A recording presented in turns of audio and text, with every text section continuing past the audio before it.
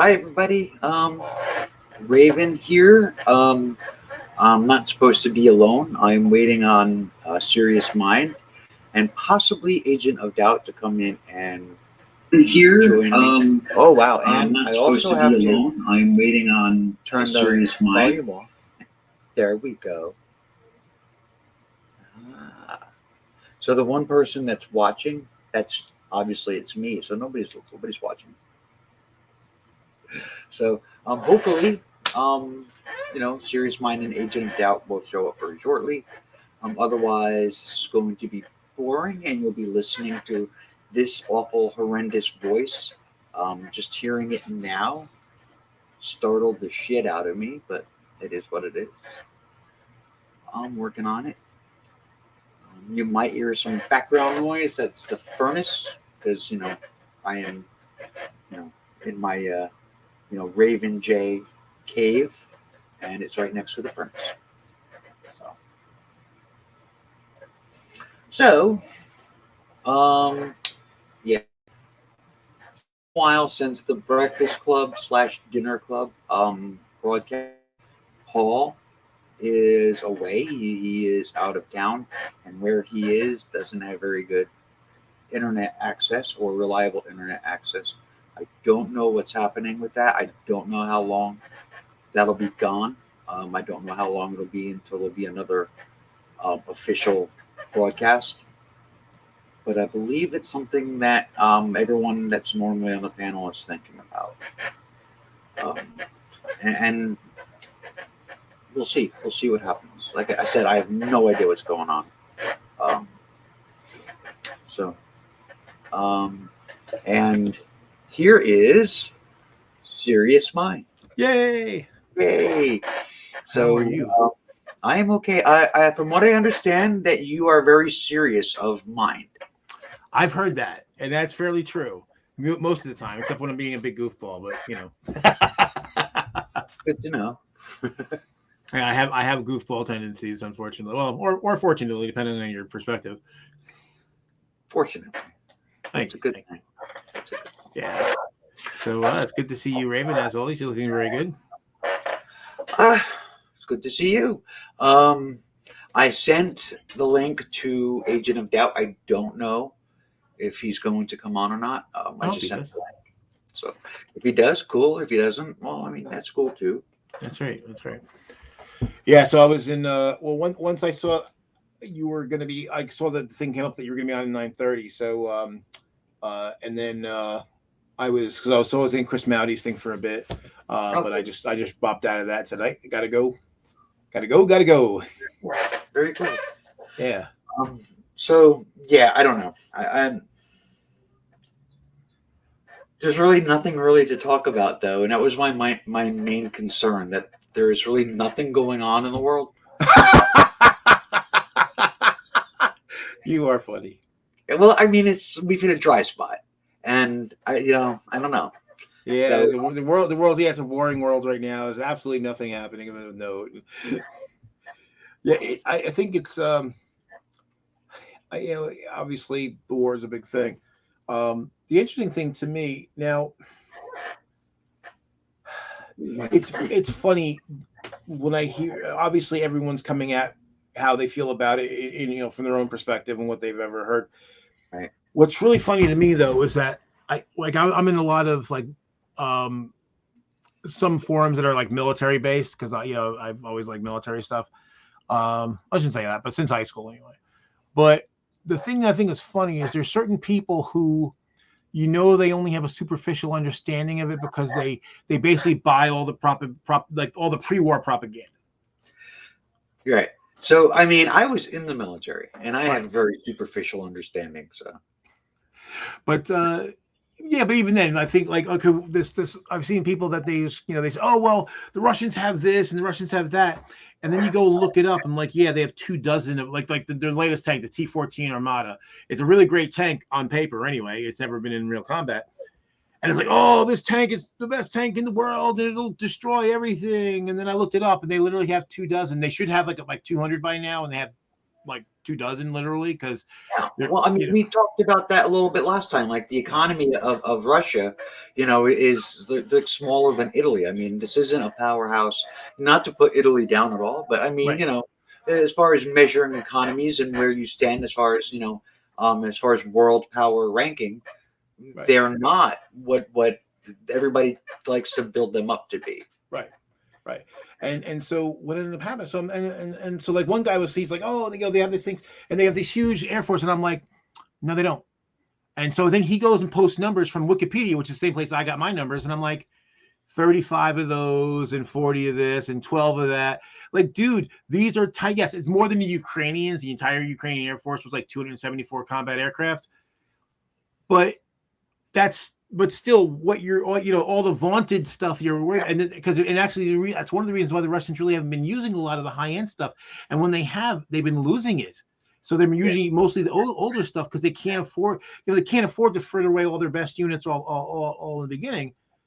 But they're just performing really badly. Like they just shot down like a couple the other day, like yesterday, they just shot down like a couple more of those high-end aircraft, and I was just like, and there's pictures of it and all, there's evidence to show that they did. And it's like, yeah, they're just really doing badly. And I saw one guy yesterday, he's like, well, they're just using their conscripts now, and they're going to save everything, and then later there's going to be this big thing. I'm like, they already had an entire airborne brigade effectively get wiped out and the general killed. That was a general that was killed. That's basically been confirmed that general was killed. Because they basically 5 of the transports got shot down before they even reached the airport. And then when they landed, because that ridiculous, stupid long convoy didn't get there to relieve them in time, they ran out of ammo and fuel and basically got overrun. Right. So those were actually good quality troops that they completely frittered away. So I said that's not throwing your troops away is not a strategy. So, like there's issues with bad information, as far as just mistakes, and then there's also a lot of propaganda. Yeah. And I mean, I think it's important that when people discuss that stuff, they understand that just because something was reported that isn't true doesn't mean that it's propaganda. Right. And just because something has been talked about as being a thing doesn't mean that people believe it or that it's being put forward as actual events, Right. like the ghost of Kiev. Right. And people are like, oh, that's all propaganda. It's not propaganda. It's a lore. It's a myth, and I think most people understand that this is a myth. Right. So it's fine to talk about. But then there was like the guys at Snake Island who were like, fuck you, Russian warship. They supposedly, from what I read, they're not dead. They were actually captured. Right. And that their death wasn't propaganda. That reporting was a mistake. That was just wrong early on reporting. And I see people use these two instances as proof that Western media is just spreading false propaganda all over, and it's just nonsense. Yeah, I mean that's the thing, especially in that case, it was assumed they were dead because they lost contact was lost with them, and the Russians said, "We're about to kill you now." So yeah, they assumed that actually happened, but it didn't. Right. Yeah, and it turned out, I mean, they were captured, and it's like, well, it's good. It's good. It doesn't really take away from the story. Them being dead wasn't what made the story, fantastical. Right. What was great about that story was that they said what they said. And they did say what they said because, everyone in the world has now heard the recording. That's right. That was part of that. Well, exactly. Right. Because as far as they knew, they were about to die. And that's the thing, that they could say that in the face of anticipated death. Right. So it's just like, oh, they're alive. So much for that story. That doesn't take anything away. No, like you said, it makes it better. Yay, they came through it, in spite of what they thought. They thought they were going to die, and they said, "Fuck you." And the fact that they're alive is even cooler. Yeah, it's even better. It's like a bonus. And then like the Ghost of Kiev, I always fuck it up. It's we're in the same Kiev. Because it's two syllables that just blur together. Kiev. Yeah, I mean, you and I, we grew up in, Soviet Russia dominated world. So Kiev just kind of rolls off the tongue. Right, And right. Oh, that's absolutely, absolutely. in the Yeah, because accent. that's what we grew up with. Yeah, I Yeah. mean, the funny thing is, even with like the ghost. So okay, the important thing to me was, yeah, not that the ghost turned out to not be a real thing, but the Ukrainians did shoot those aircraft down. The fact that it was attributed to one guy to make a phantom hero, Yeah. so what? That's the way that myth works. That's the way that lore works, and it is what it is. I wouldn't call that like bad reporting or bad information or misinformation or even propaganda. That's what happens during these events. Right, It's just right. part of the Well, atmosphere. and the fact that we already know that it isn't true actually speaks to good reporting, because if there were bad reporters, they would just leave it at that. The ghost of Kiev, and there would be this myth that we would never know who it was, and we'd all wonder, and then every aircraft that got shot down, we'd hear about would be, oh, the ghost is at it again, he did it again. But that's not what happened. They said, let's see if this is real or this is just a misinterpretation or a mistake or a lie or whatever it is. And they said, no, it turns out we can't. This is unsubstantiated. In fact, technically speaking, they didn't prove that it wasn't true. What they did is they proved that it wasn't substantiated. We have no reason to believe that this is true. So we shouldn't believe it because, but there's a difference between saying we shouldn't believe it because we can't substantiate it and then saying believing it's not true. Right. That was just Michael saying that he can't do it tonight. He's out of sorts, and I told him to feel better. Okay. So, well, I'm sorry he's out of sorts. For a change, I'm in sorts, I guess. It's been after a really shitty week, I've had a good day. So I'm like, fuck it. I just decided this weekend, all the problem stuff, I'm just not even going to think about it or worry about it. And actually, the end of the week ended fairly well. I got a call. There's a job that we bid on back in September that we were expecting to get. And they kind of let us know we were getting it, but it was like that's not happening. It's like it's fucking March already. When we were pretty slow. Well, they called yesterday and basically said, yeah, they finally got funded, but not for the entire project. So we're going to do, instead of doing all 5 panels, we're going to do 2 of them this year. We'll do the other 3 next year.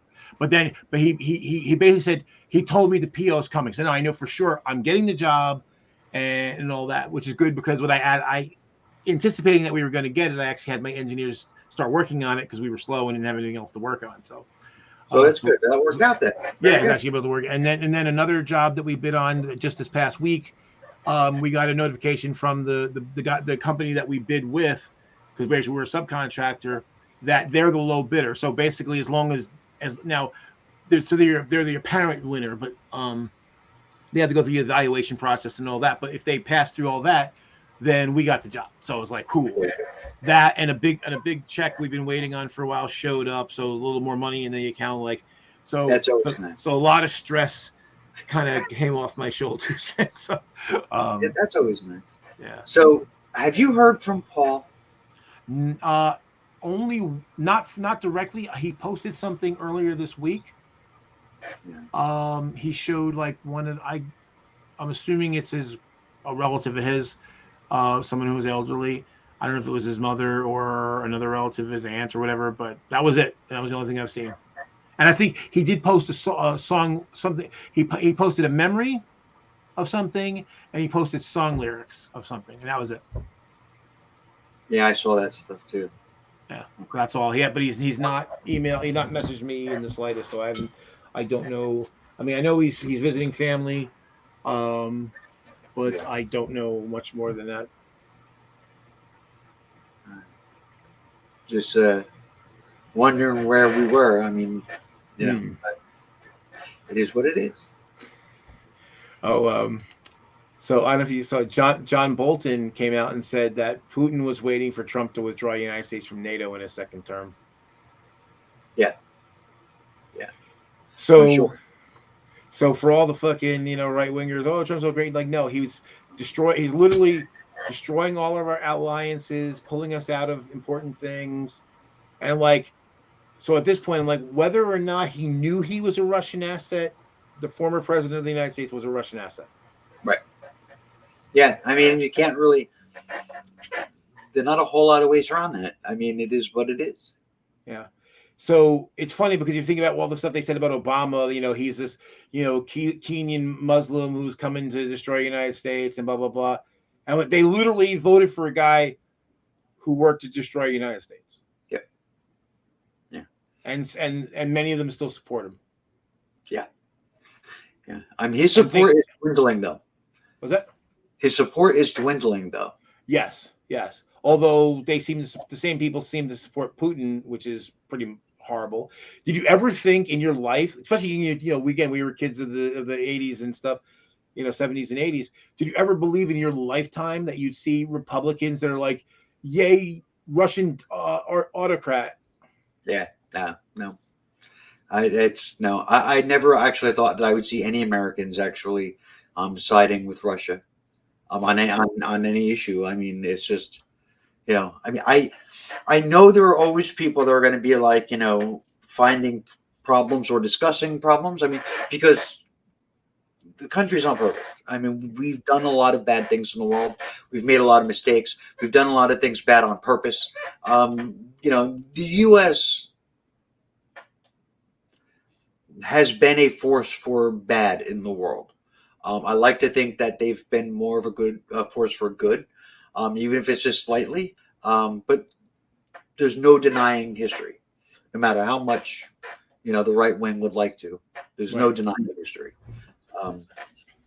So I get it. There's plenty to talk about. There's plenty to criticize, but there are like people that are living in this country, fully benefiting from their citizenship in this country, who just absolutely hate everything about it.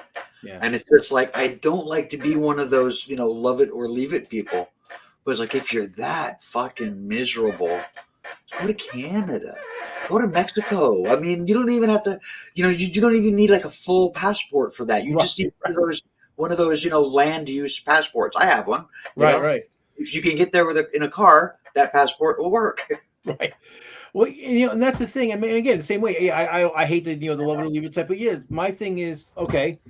I mean, yes, obviously you're right to complain about it, and again, as you said, there's plenty legitimate things to complain about.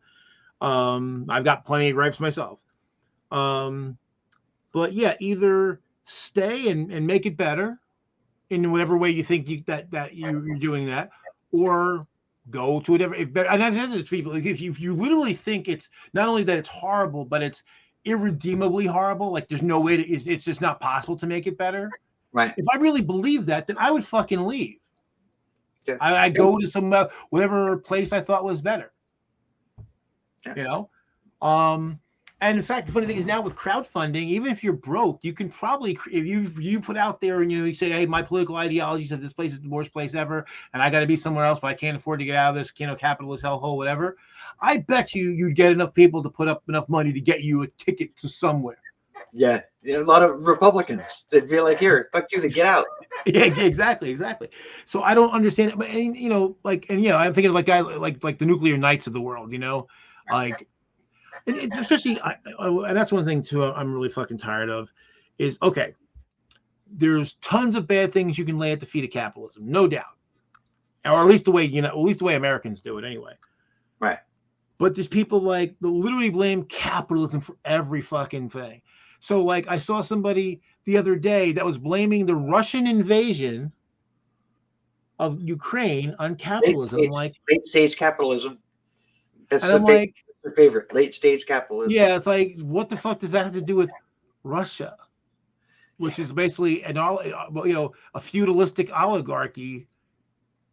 It has nothing to do with. They're not capitalists in their strict sense of capitalism. So I mean, if anything, they'd be closer to mercantilism, which would be better. So what the fuck are you talking? But they're so blind in their ideology, and I'm like, yeah. So you just identified to me. You don't know anything, and you don't even know what the words you mean. So you have no credibility, and I don't have to listen to your bullshit because it's like it was really great.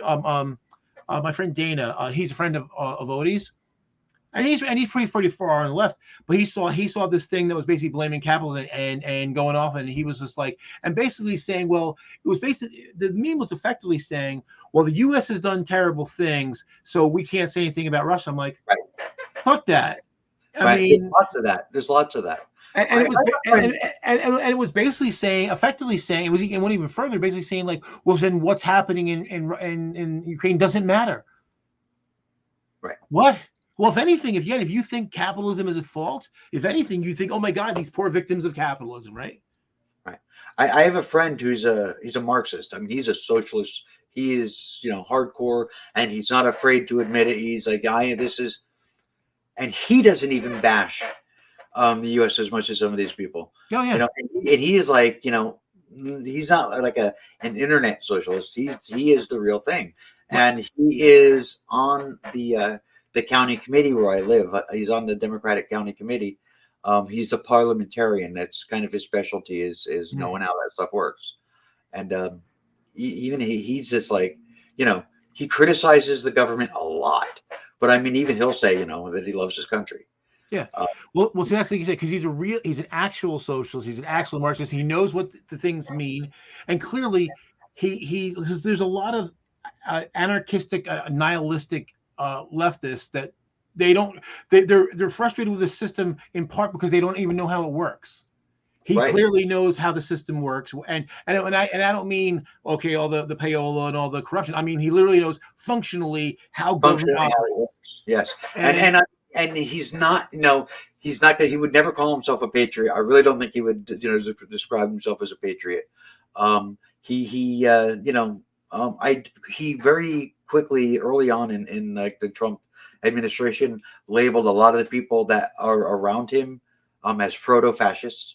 He's just, the dude really knows what he's talking about. But I've never heard him say anything bad about the country. Right. He might say policies. He criticizes capitalism. He criticizes, corporate greed. Specific people in specific administrations doing specific jobs, that kind of stuff. But it's rarely this fucking country sucks. Yeah. So he actually knows what the fuck he's talking about.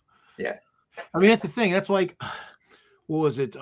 Like I tried to point out to somebody the other day that was going off about, capitalism, and like, okay. So I said, what country do you think we better? And he starts bringing up like the Scandinavian countries, and I'm like, they're all capitalist, every fucking one of them. None of them is a social. None of them is a socialist government because again, you don't know what the fuck socialism means. It's like and I'm like, yes, they do capitalism better than we do because their government has a social aspect to it. They're social democrats, so they basically regulate the shit out of their capitalism, and they use the money that they get from taxes from taxing the rich to pay for social programs and to betterment of the society. So that's great. But they're, and that's why when people say, oh, it's inherent, it's unavoidable, I'm like, no, all those European countries you marvel at, they have capitalist economies and they don't do the things that you hate the U.S. does. So clearly, it is possible to have for both capitalism and that to live side by side, to have a hybrid system. Yep, and it's shown it's the best way. Yeah, but I don't know. Well, that's the thing, and it's the same. Your friend, Mike made the point. Patriots. You mean those people who fight to defend their country from other countries rather than attacking their own capital? And that's the thing. It's unfortunate that the word patriot has been used by nationalists, and they basically sullied the word. But I would say your friend probably is a patriot because he loves America and wants to make it better. Right. I would agree. And like the whole patriot nationalism blurring of those lines that happened a long time ago. I wish we could blame it on the latest crop of Meal Team 6, but we can't. That happened a long time ago. Oh yeah, I mean that started to blur. I think probably when I was a little kid. Earlier 50s. Yeah, you think? Yeah. Yeah, right wing. Basically, the communist scare and the right wing and and that's the thing with a lot of people don't realize. Back in the 50s, they were liberal and conservative Democrats, and they were liberal and conservative Republicans. Right. Because the Republicans were more the progressive part. it was weird. I mean, it was kind of sloshing because the Democratic Party was like the Southern worker party, but it was really, geographically based, and the Republican Party was more progressive. But over time, Right. because Southern, Right. Right. so as soon as Northerners in the Democratic Party started, because then again because they were pro-worker, started making things that were either not racist, anti-racist, or at least less racist, then all of a sudden the racists were like, we don't have a home in this party anymore. We're going to go to that other one, and turn it into fucking fascists in 50 years. It's all fucked up. Yeah. That's the thing. So I started to say about Dana. So Dana, like Dana was a college professor. So he's somebody who knows what he's talking about. I don't think you ever met Dana, but I know you know Odie. Right. Dana tore a strip off this fucking guy. Was like, this is why people hate leftists, because of fucking people like you. And he just started like tearing into him, because Dana is a real leftist. But Dana told me he's I'm not a Marxist. He says I'm a leftist. They're not the same thing necessarily. Right. And so it was interesting watching again an educated person who's very far to the left was just like, do you motherfucker, you're the one, you internet socialist asshole, you're the one that's fucking it up for the rest of us. Yeah, that's what it is. Internet socialism. I mean, I see lots and lots of it all the time. It's like whatever. Yeah. Personally, I'm a social democrat. Right. Me too. And and this is the thing that I think is kind of funny about it. And then basically there's two. There's the ones that don't vote at all, or the ones that vote, for ice cream. And like basically you guys have made yourselves irrelevant. The reason why no one listens to you is because you're unreachable. Because when they have that all or none kind of mentality, like, well, we can't possibly compromise at all. I'm like, compromising today doesn't mean you have to compromise forever. If you can make some gains today and be in a position to make more gains tomorrow, that's better than making no gains but then you wouldn't be able to pat yourself on the back about how pure you are. That's what it is.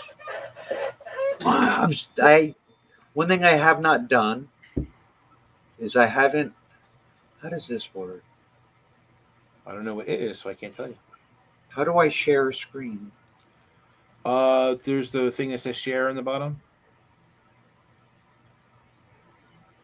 So are you in full screen, or so you see on the bottom you have the mute, stop cam, settings, share, leave studio? Oh, share. Yeah.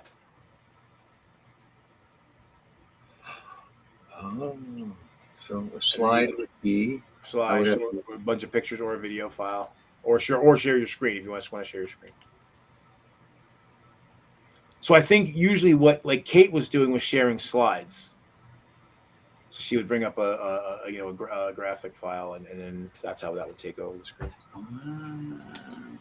Oh, I can't do it. All right, that's cool. Okay. But yeah, I mean, I gotta say, I spent way too much time looking for like pictures of destroyed Russian vehicles, or better yet, ones that are in that process of being destroyed. Yeah. Like that, like the helicopter I shared earlier today. Yeah. And that was I couldn't even tell what the hell I was looking at. Yeah, that was kind of well. The thing is, I had to watch it a few times because there's only like a very brief moment when you can see the missile come up off the ground and hit the helicopter. Right. And then the helicopter immediately like bursts into flames and goes falling down, and then it doesn't get any better once it hits the ground. Yeah. So the Ukrainian Air Force, if you want to call it an Air Force, it only has like 200 planes. Yeah. Why don't they take one of those jets and just blow the shit out of that convoy? In part, a couple reasons. One, not so much because the Russian air fighter, because they do have combat air patrols, but the Russians did bring quite a large number of surface to air assets, so surface to air guns and missiles. So they're trying to hold on to their assets, but what they have done though is they've been using drone strikes, and they have been attacking, but they were doing is they're kind of being very surreptitious. They don't have the assets to like if we had a bunch, just say if they control the skies, they would just fucking strafe the damn thing to death. It would be the highway of death number. Actually, it would make the highway of death look like a fucking pity pat game because that was the highway to death was literally like a few miles. This is 40 miles. You'd have thousands of several thousands of dead vehicles. But the thing is that because their Air Force is outnumbered and there's still a lot of anti-air, and that's why we've seen mostly from the drone strikes that they've been doing, mostly they're attacking surface-to-air missile batteries. So because if they can destroy all the anti-aircraft defenses that the Russians have, then the Air Force can move in and do more. So they've been doing some, but they had to really be surreptitious. In one case, they actually blew up a bridge and stopped the convoy. Yeah, that one I heard about that. And then the other thing was interesting. A guy I've known for quite a long time. I haven't talked to him in a long time, but somebody in one of the groups I'm in shared a video that he made, or a series of tweets that he made, including a video he made. And basically, this guy, he's retired from the DoD, so his job was actually to evaluate all this stuff. So he was like, okay, that 40-mile convoy, he's like, there's no surprise that the lead elements are out of fuel. And he's like, and this is going to be a rolling problem. He says, oh, and by the way, the ones in the middle, at a certain point, basically, not only are they going to be out of fuel, their batteries are going to be dead because with the amount of radio traffic, they're basically, if you have no fuel to run the alternator, you just draw down the battery until the battery dies. Right. And so people were wondering, well, why are the Russians, stuck, and why are they not making advances? He said, well, that's part of it because they're basically running out of fuel and getting stuck, and they can't leave the road because it's mud season in Ukraine. And there's this he showed this one video of this enormous it's a patchwork satellite image. Right. And you can see in every place where the Russian vehicles tried to leave the road and go off road, and they just bogged down and got stuck. So, and it was a comedian, I think, who said this. I'm going to repeat it. So apparently Putin did not learn the greatest lesson from history, that you never attack Russia in the winter. Bingo! It's literally the same shit that the Germans ran into. Because they hit by the early frost, and then the melt and the mud season, and it's the same thing. So this is part of the thing for the Ukrainians. They haven't even really needed to waste the assets to take the risk of attacking, because it just ground to a halt. And so what they started doing though is that the Russians are trying to bring fuel up, to at least the back elements. But like this guy was, like my friend was saying, is they're going to have to back up and allow the fuel vehicles to go forward. So that's going to further slow it down. So he says by the time those guys get to those guys in front, the guys behind, so unless they get a continuous stream of trucks going, the guys in the back now are out of fuel again. And so that it never made sense to put all their assets on that one road. They should have taken multiple avenues, because somebody said, "Oh, they all arrive at the same time." No, if I got a column that's 40 miles long, even if I didn't have any fuel problems, even if everything was cheap, peachy, and no one was blocking me, think about that. Like your average road speed is only going to be like 25, 30 miles an hour. Tops. So if you got 40 miles to go, 60 would take you 40 minutes if you're going 60 miles an hour. So you're going 30.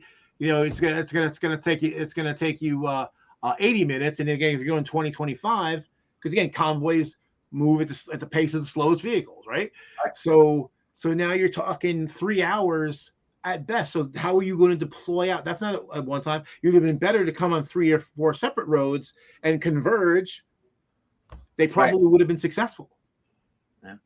But basically by going the one route, all the Ukrainians had to do is like blow one bridge. Hold up the whole fucking thing, or destroy a bunch of vehicles at the head of the column.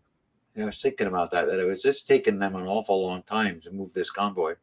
Yeah, it's been a week now almost. So one of the things that I think is pretty concerning, probably one of the most concerning things, is the fact that the Russians are holding Chernobyl. That's just tons and tons and tons of dirty bomb fuel. Mm. And what it doesn't take much to make a dirty bomb. Yeah. Yeah, so the convoy has 18-year-old conscripts who the Ukrainians feel bad about killing, and yeah, supplying the convoy. Yeah, so basically trying to resupply that convoy. So as long as it's not getting anywhere, they can focus elsewhere, focus in the places that the Russians are actually doing well. But I don't understand then why send it. Well, because basically whoever's running the show is an idiot. Well, that would be Putin. Yeah. Well, the funny thing is, I mean, that's what gets me. I keep running into people that think Putin's a mastermind. I'm like, no, he's bloody well fucking not. And this is the proof of that.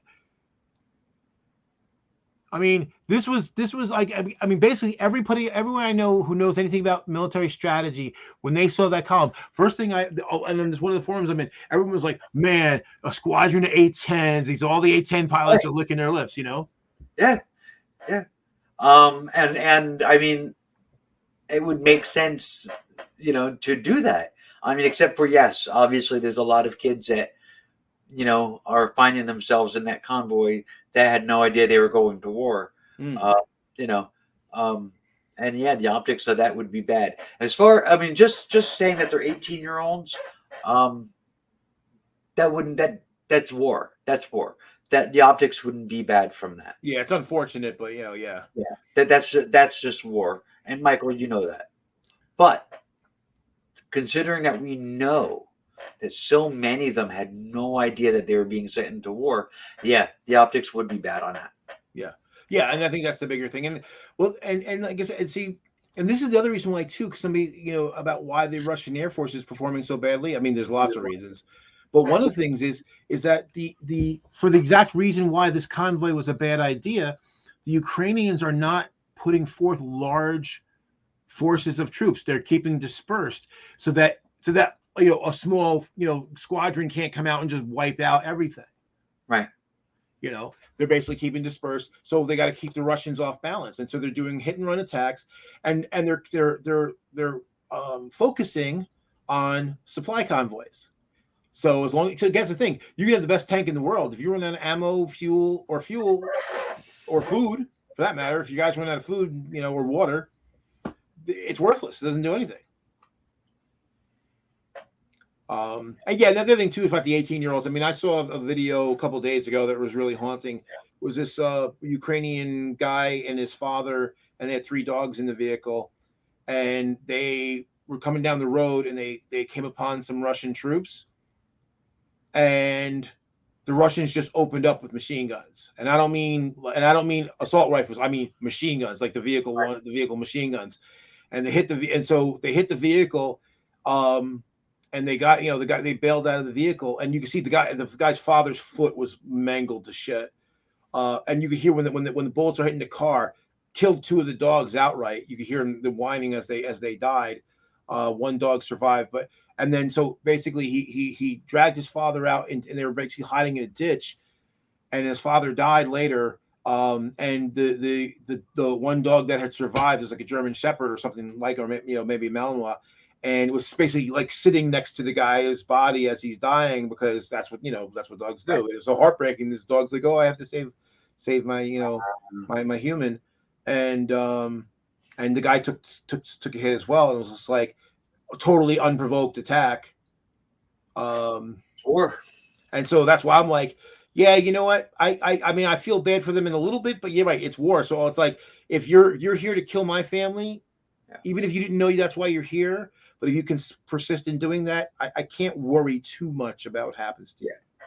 Yeah, I don't think there'd be a lot of bad optics. I think the worst part of it is because it's known that a lot of these guys had no idea that they were being sent to war. Yeah. And one of the things I saw, one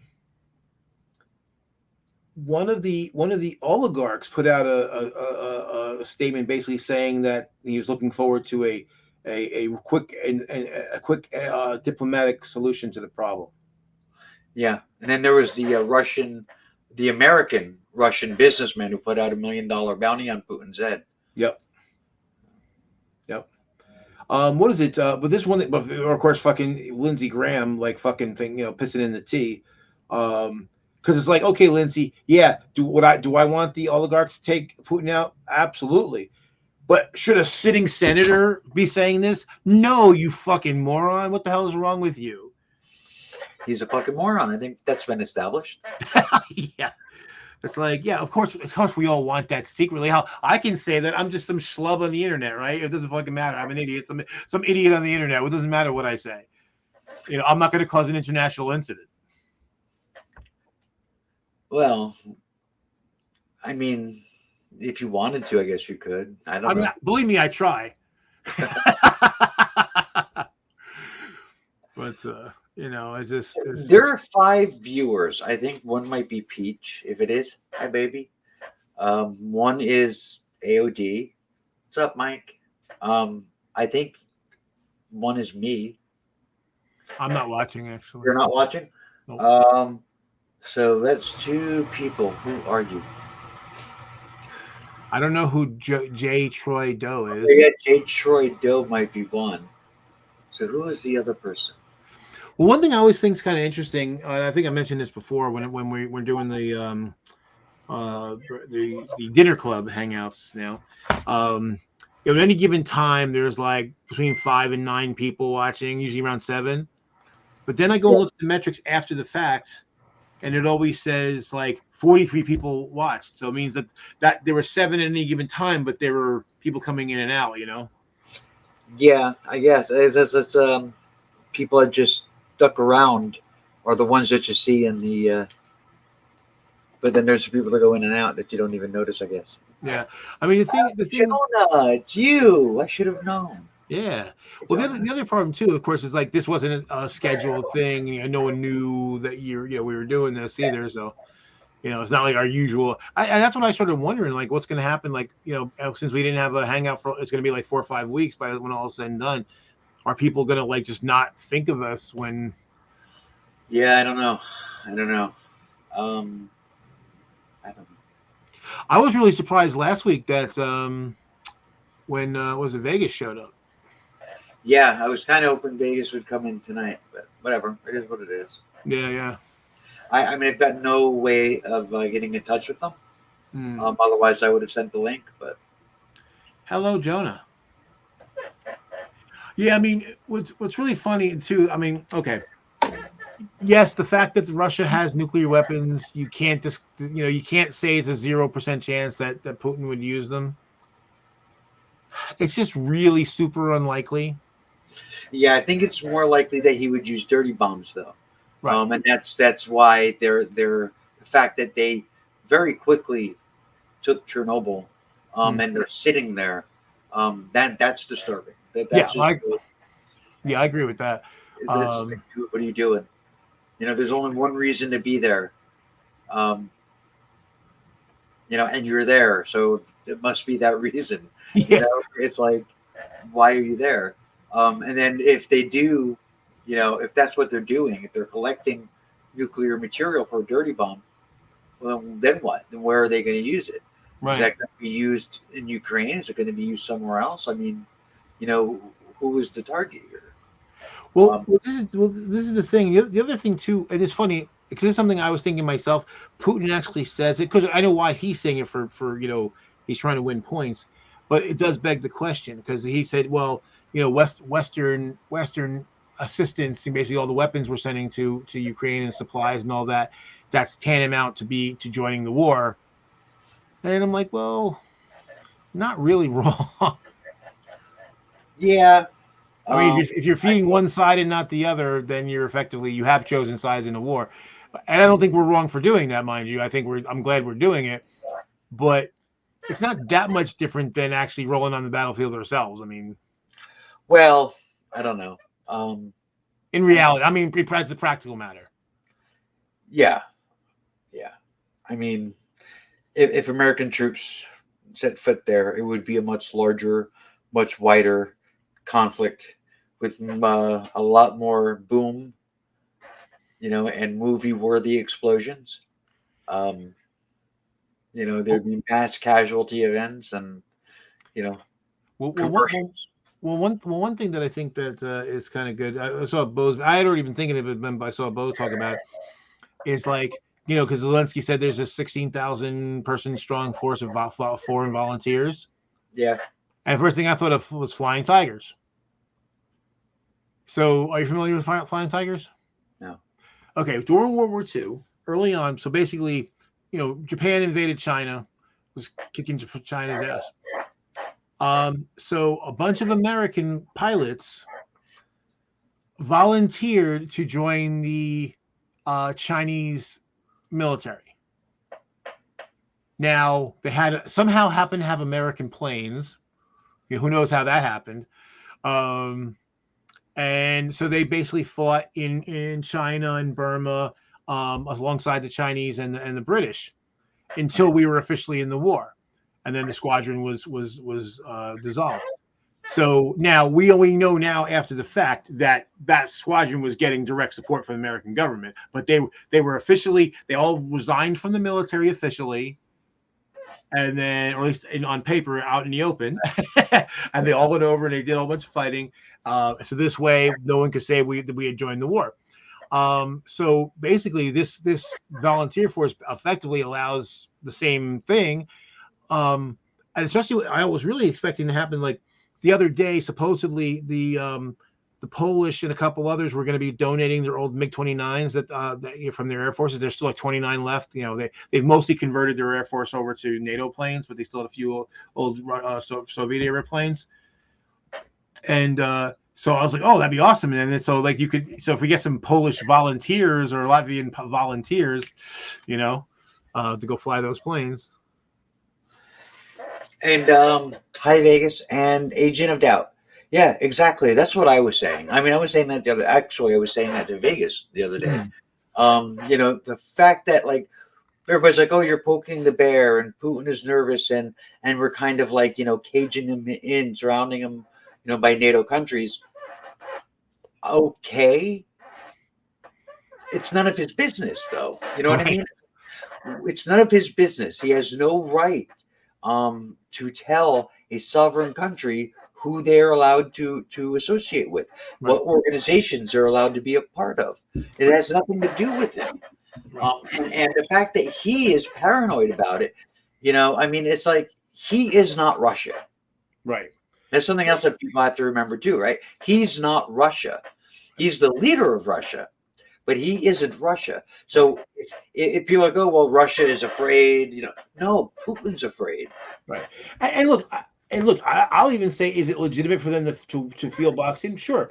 But the thing is, feeling boxed in does not justify using, military force to conquer his neighbor. Right. I mean, what I had said about that was exactly that thing was, if he feels that way, then maybe, he wants to decide, what another country, what club they're a member of. Well, then maybe he should offer a better fucking club. Right. Right. Well, that's the thing. He can use diplomacy or even inducements. Hey, if you don't go in NATO, and come back to hang out with us, we'll do all these cool things for you, which is what we do. We say, right, join NATO, and we'll do all these cool things for you. Right. So he could do the same thing. But he chose not to. He just said, oh, do what I tell you, or I will crush you like bug. Well, that doesn't usually work. Right. Like if I had, all the people that live in my community here, right? If they were all decided to join some organization within the community that I didn't agree with, and I didn't want my neighbors to be a part of it, well, then I would find an organization that I thought was better and try to convince them to be part of that. Right. That's what you do. You don't blow them up. Right. Well, as Mike just said, telling other countries whom they are allowed to associate with is an aggression as well. And that's what pisses me off. Because look, like we talked before, there's plenty of room to criticize U.S. policy and all that. No doubt. But if you were, I'm like, well, so they're trying to say the U.S. is being hypocritical. Like, well, if you were critical of the U.S. policy, but now you're not critical of the Russian policy, you are being hypocritical. Yeah. Because if the American policy was bad, and let's say for sake of argument, let's assume that's true, then in fact, that means you have to also be against the Russian policy. It's not an either or. Right. If it's bad, it's bad. And I mean, North Korea did this a couple of years ago, and And Russia's basically doing the same kind of a thing, where North Korea had said that if any country does, and if any country or the UN or anybody declares anything, that they would take that as being a message from the United States. It would be a slant against them by the United States if any other country did anything. Right. And Russia basically has done the same thing. It's not the Ukraine wanting to be a member of the EU or a member of NATO. It's America boxing in Russia. Right. And it's like, that's not what's happening. Even if that's what his point of view is, it isn't reality. Well, the funny thing is, just say even again, I always try to say, try to steel man. Even if that's true, we're taking away all their former allies and we're making them our allies. Okay, so the other way to do that is to then say, okay, I used to be one of the big boys in the block, and I'm not anymore. And I'm a little nervous about what they're going to do. So I'm going to negotiate with them and try to work with them so that they're, like the old thing, keep your friends close and your enemies closer, right? Right. Or what is the since as you and I talking, we can use the comic book analogy. What would Tony Stark say, right? Keep your friends close and your enemies rich. Yeah. Well, and that's very true too, Vegas. Well, the other thing too, as far as when people compare, I think even okay, I think you and I will both agree that the invasion of Iraq was not a good thing overall. Right. But here's the thing though. We didn't try to turn Iraq into the 51st state. Right. And that's exactly what Putin is trying to rebuild the Soviet Union. Yeah, and this is my this is what I get angry at with leftists that try to equivocate these two things. It's like, okay, U.S. did something bad, fair.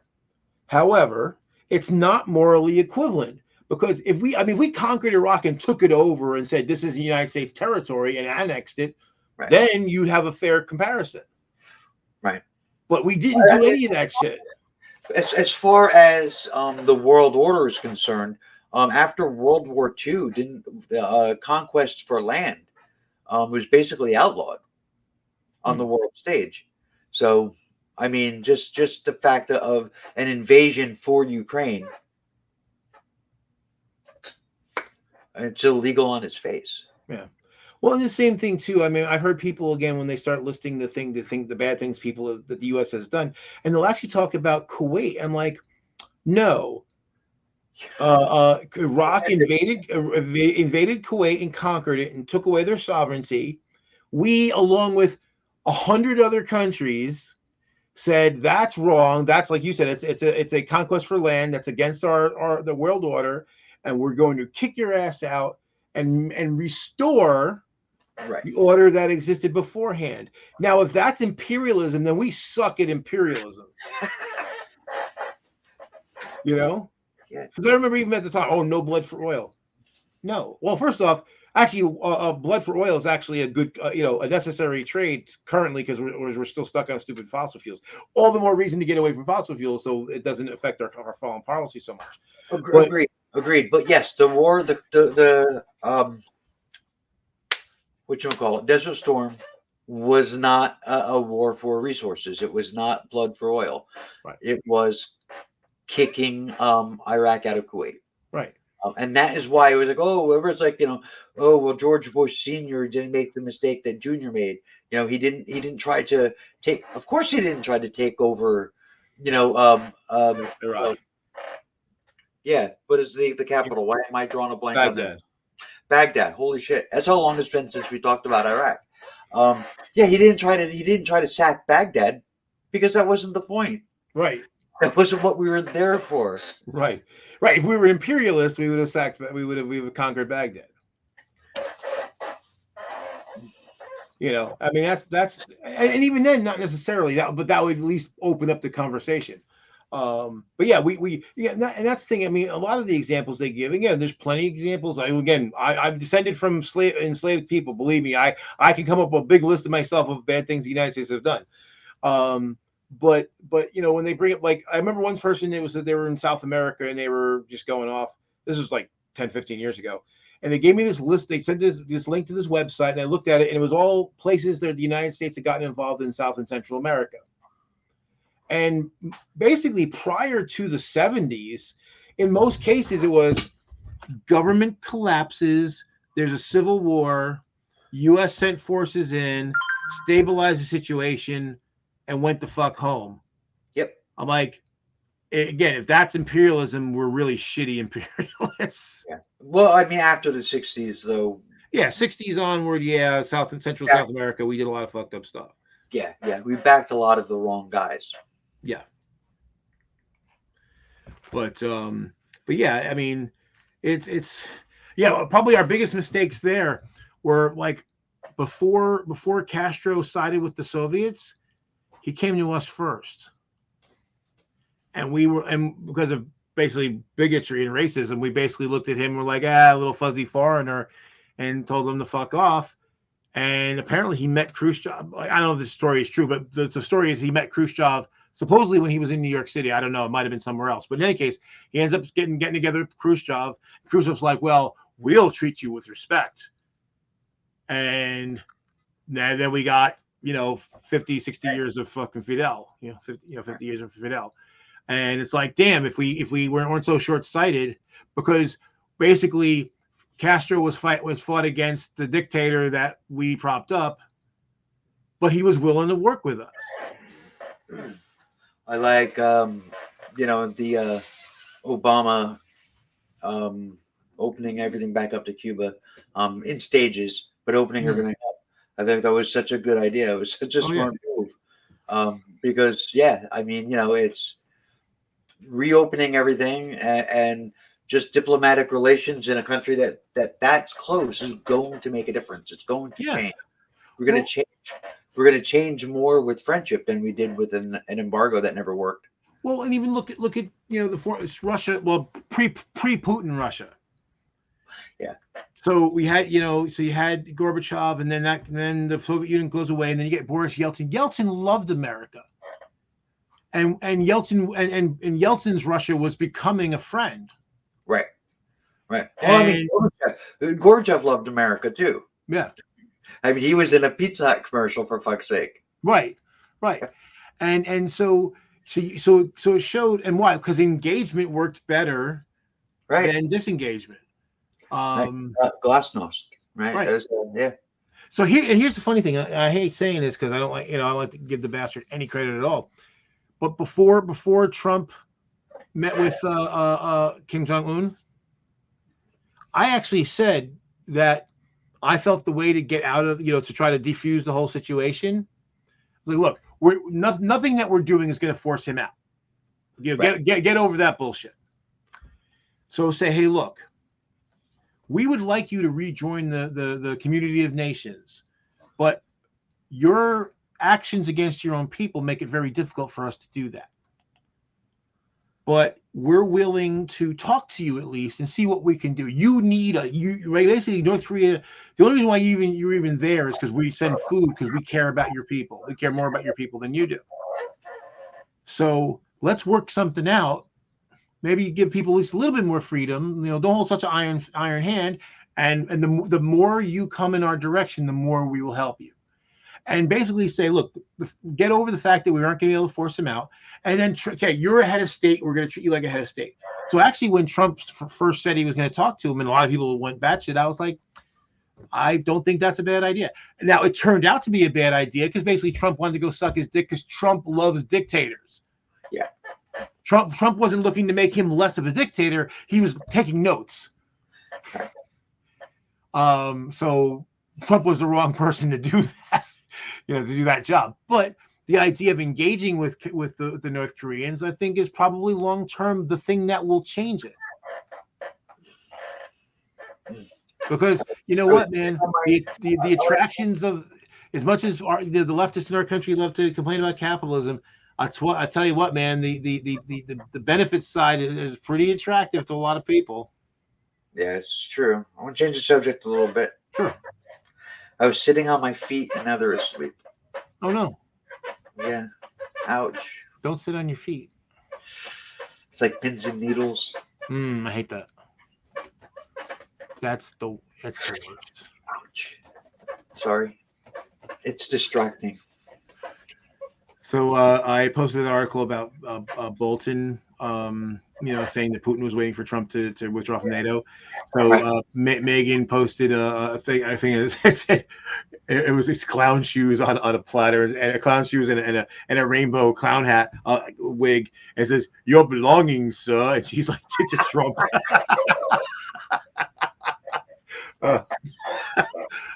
She's funny. Yeah, I love her dry humor. she tagged me in something earlier, and I didn't really get to take a good look at it. Hmm. Something about the war. I was arguing earlier with vegans. Oh, I'm sorry. Yeah, they're obnoxious. So Fresh Direct has this ad that says 235 cuts of meat for people that are going meat based in 2022. Little play on words, but of course, every fucking not I mean not all the vegans, but all the sanctimonious vegans had to come out and say obnoxious shit. So this was the second time. So I was one of the first people to post. I'm like, vegans, before you come here, don't. It's not for if you don't like eat meat or you think it's bad to eat meat, don't eat meat. I'm not stopping you. I don't go to vegan hangouts and antagonize vegans because I don't care what you eat or don't eat. I have no stake in it. No pun intended.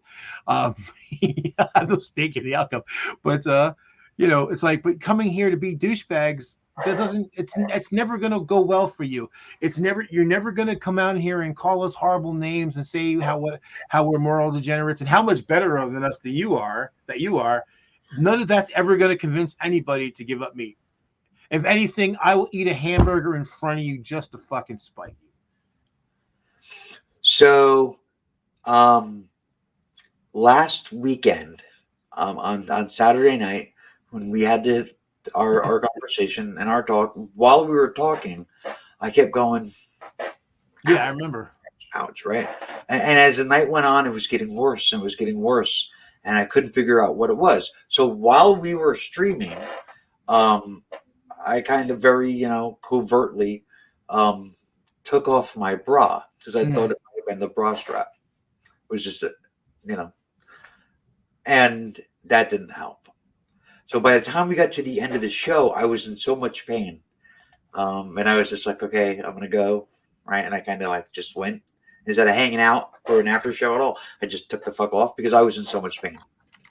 So went to bed, figured if I could get some sleep, maybe I could like sleep it off and I would be fine. But that wasn't going to happen. Damon was not going to let me sleep. So that didn't work out. So then in the morning, I was like in agony. It hurt so bad. And like I couldn't move certain ways. I couldn't lift anything. I could barely, like lying in bed, I could barely like shift my weight without being in excruciating pain. So I went to the hospital. And turns out it was a intercostal muscle strain. And rib muscles. Yeah, and it's like there's really nothing that can be done, really. It's just like here's some painkillers and rest. Wow. Did it get a massage? Yeah, well, I mean, even like because it's the muscle in between the ribs, like you can't even get to it with a massage. I mean, it's just like just got to ride it out kind of a thing. So that's what I did. I was 2 days. I spent 2 days off my feet completely, on painkillers, on muscle relaxers, and Peach spoiled the shit out of me. And by day 3, I was feeling a lot better. And now it's like it never happened at all. But yeah, that sucked. That it was awful. It was really bad, and it started while we were broadcasting. Like I don't even know what the fuck. I remember because you mentioned it. And like it, I really played it down. I mentioned it, but I really played it down. I was in a lot of pain, and it just got worse. I'm glad you're better. Yeah, me too. It was bad. It was really bad. it was not boob carrying muscles. By the way, anytime I complain about back pain, my mother is just like, "But you wanted boobs," and it's just like they're not that big. They're Well, not that big, so they would not cause any back pain. well, see, I always wonder about that too because I mean, well, you know me. I mean, so I've got the moves and everything, and I'm like, I mean, I have back pain, but I don't think it's related to that. I think it's You know, I mean, I don't know. I mean, basically, we're bipeds of a species that didn't start out as bipeds and still hasn't adapted to being bipeds. You know, that's why it's funny. Like when I go upstairs now, like not if I'm like in public where people can, you know, that don't know me can see me, but if I'm like with friends or family, or whatever, when I go upstairs, I actually lean forward and go up on all fours. Okay. It's easier. And it's way easier on my back because again, we're a bipedal creature that's really not Not designed that way. designed for bipedal walking yet. We're working on it, but we're not quite there. Doctor's orders were yes, calm your tits. Yes, that's exactly. So that's what he said. He just likes to talk about your tits. That's what it is. A casualty of streaming. Yeah, I don't think so though. It just happened to hurt during the stream. Like I don't know. Like there's nothing I was doing on the show that would cause those muscles to hurt. No, yeah, you were not doing any lateral twists. You weren't doing any cartwheels. Nothing. Right. You know, I mean, the doctor said, here's what I think it is. I think you're a mom on the go, and you know, lifting, you know, a toddler repeatedly can do that. So Yeah, and we're old, and we're both old. Although I'm even older than you. yeah. So And yeah, I mean that's the thing. Like some like I'm sure are you for sure you've had this where you're just there and all of a sudden like part of you just hurts out of nowhere. and it just falls off, right? And you got to Yeah, pick it up. it's like pain, pain, pain, pain, pain, pain, pain, pain, pain. Nothing. And it might even last 20 minutes, might even sometimes might even last an hour. And then it just goes away. I'm like, what the fuck was that all about? Yeah, I mean, not a whole lot, but I get some stuff like that. And there's a lot of stuff as you get old and stuff starts to go. Yeah. Like I said, a part just falls off, and you got to pick it up and put it back on. Yeah. Yeah. Like gum and rubber bands. That's me at this point. Yeah, exactly. Well, but- and look, we got a whole industry devoted to like how things stop working. Right, look at Viagra, right, and Cialis and all that's a whole line of medicine just devoted to the fact that men's dicks stop working when they get a certain age. How to keep the old dudes erect. Yeah. I wish I could remember who the comedian was. He was like, "Did anybody ask elderly women if that's what they wanted?" I mean. And they're probably like, oh, after 40 years of fucking, like, oh, I'm done with all that. I don't have to deal with it anymore. Oh no, not again. Hey, maybe AOD, maybe. I will tell you this though. When the doctor said to me, like, I'm sitting on the hospital bed, right? I'm sitting there and feeling kind of dopey because they'd already given me muscle relaxers and stuff. And he said, when he said, I think this is what I think it is. I think you're a mom on the go. And I was like, yeah. He called me a mom. Yay. I have no doubt that would feel exhilarating. That acceptance. You got. Yeah, it was pretty cool. It was pretty cool. That's very cool. It turned out he got calf cramps as a teenager. I bet you did. I actually, apparently, it was sympathy pain. You ever heard of sympathy pain? Yeah. When I was a kid, my mom had some problem with her legs. I don't know what was wrong, and she's unfortunately, I can't ask her now. But I started getting these horrendous pains in my calves. It felt like needles were in my legs and just going up and down inside of the leg muscle. It was egregiously painful. And I went to multiple doctors, multiple hospitals, and they could never find a damn thing wrong. And then after my mom's problem was taken care of, my problem went away. That is really weird. Yeah, I mean, the only thing, and the funny thing is like I wasn't even aware that my mom necessarily had a problem. It was one of those things I probably heard it in passing, But so they came to the conclusion that it must have been sympathy pain. That basically it's a psychological thing where you feel real pain, but it's psychologically, created. Hey, what's up, Soprano? Howdy. I need to run, unfortunately. Oh, Yeah, sorry. that's all right. Yeah. But I'm glad you came on and we got to talk for a bit. Yeah, it was good. Because I miss the hangs. Yeah, well, hopefully they'll be going again soon, and then we'll have like the full panel kind of a thing. Yeah. Uh, But not, then again, it should be because it won't just be a rehash of old stuff. what was that? Oh yeah, right, Yeah, yeah. it'll just be old stuff all over I you. was kind of hoping we could talk about some of that stuff, but you got to go, so it's all right. All right, take care. All right. Bye bye. So, what's up, Soprano? Look, it's just me now. It's just me. So since it's just me, I have to fill all of the time and all of the space myself. Um, so yeah, and I'm not good at that. That's a lie. That is such a lie. I used to do this for hours and hours and hours. I used to go on blog TV and I would broadcast for 20 hours a day.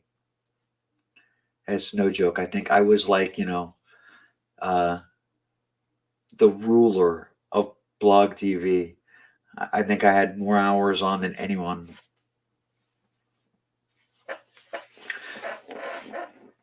Back when that kind of stuff was cool. Okay, it was never cool. It was never cool. Even though we used to like to say it, it was never really cool. So, you're sorry that your attendance has been low on the Breakfast Club. That's all right. They're calling it the Dinner Club now, just so you know. They wanted to get away from the confusion with other shows that are called the same thing. So, Sister Danger. I mean, I could. I don't know if she would take my invitation or not. Um, you know, I don't know. I could invite, Kazoom, but I don't know if I could handle that. I might just like totally snap. Um, but I mean, I could, you know.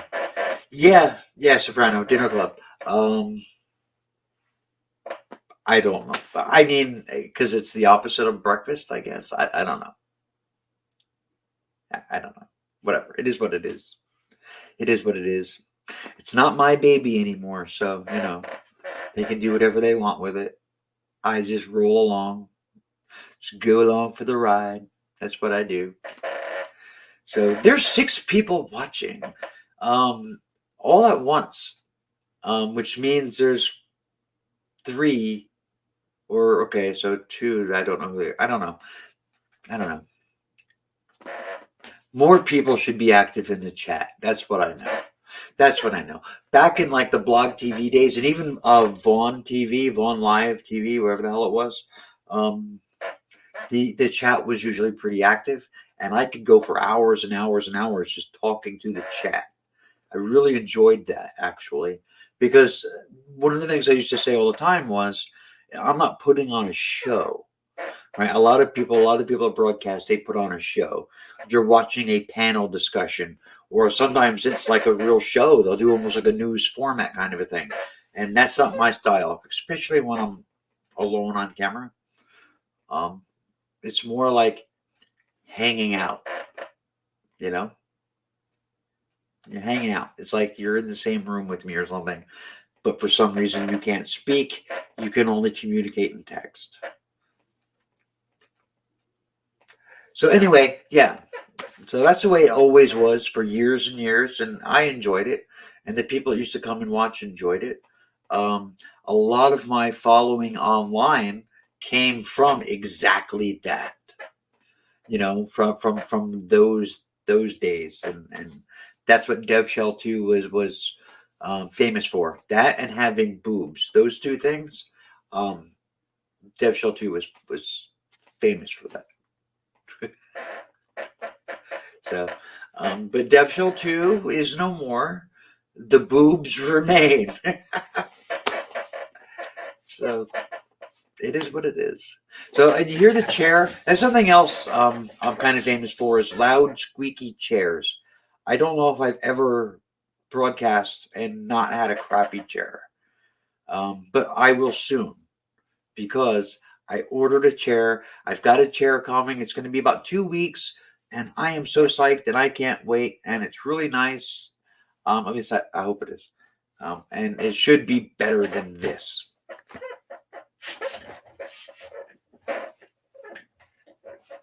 So that would be good. That would be very, very, very, very, very, very good. So what else is going on out there, people? Talk to me. Come on. Come on. Come on. Come on. Come on. Also, something else I want to do. I don't even want to. I don't even know. I don't know. I don't know. I don't know what I want to do. I've got a video in my head, and I have to get it out of my head and onto paper. Or not so much paper, more notepad. And then from notepad, then I have to do it through the camera, and then I have to edit it and I have to upload it. But most of that process I'm not even near yet. But I do have a video in my head, and it's epic. And I'm really psyched. I don't know if I'll ever make it because I've had lots of videos in my head and I'm never making them. But whatever. I don't want to co-host right now. Actually, I'm actually kind of hoping that more people show up and I can do like a panel kind of a thing. But Agent of Doubt has a boo-boo and Serious Mind left. And Vegas hates me. So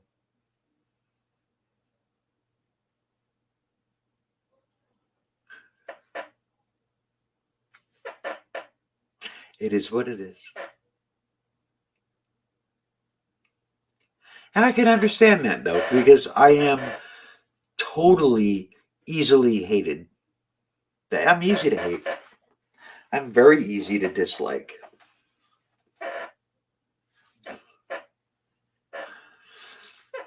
I've got really nice hair. I love my hair. I hate to really lean into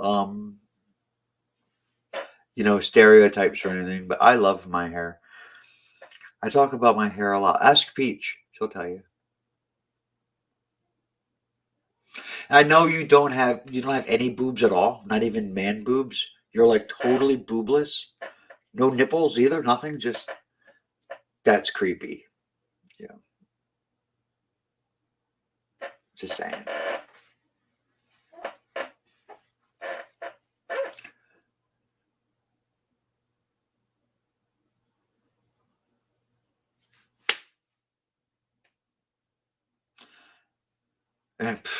So I don't know. I don't know. I would like it very much. Like a very I would like it very much if I could look like I look on camera like that. If I look like that in person. Because I don't think I do. So I'm looking at me on the screen and I'm like, oh, she's pretty. And I don't think I look like that to other people like in real life. I think it's a trick of the camera. I'm actually not even being like funny or anything. That's what I think. So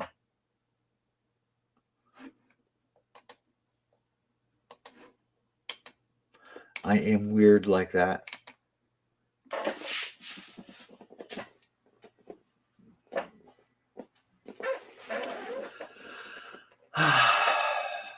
So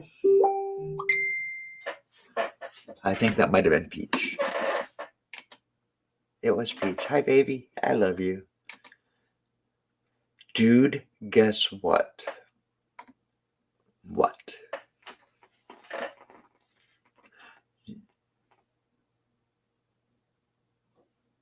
It looked pretty tasty.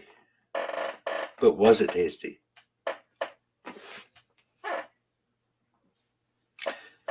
I make food all the time that looks really tasty. And then I try it, and I was wrong.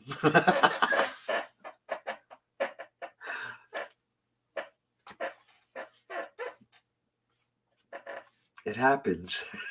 What are you going to do, you know?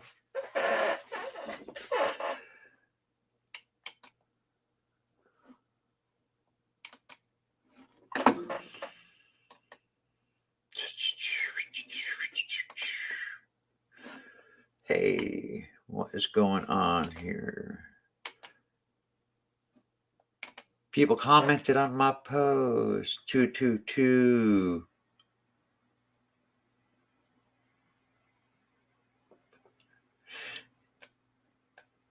Alrighty then. Look at that. Wow. So I posted a very informal poll asking people to vote on hair color. And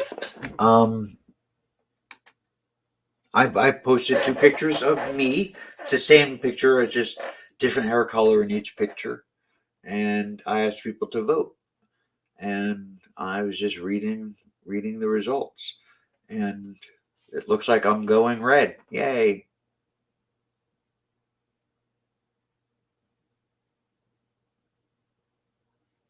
He makes food that you can't eat. Yes, I understand how that could be a problem. I do remember Cassius Plagiarin Alien from Blog TV. Yes, I do. I do. I wish I didn't, but I do. I wish I never had a run-in with him, but I did. So, whatever. I think President Zelensky is hot? No. No. No. I think he's inspiring. Does that count? I do remember that Soprano. I do. I remember that. Mm-hmm.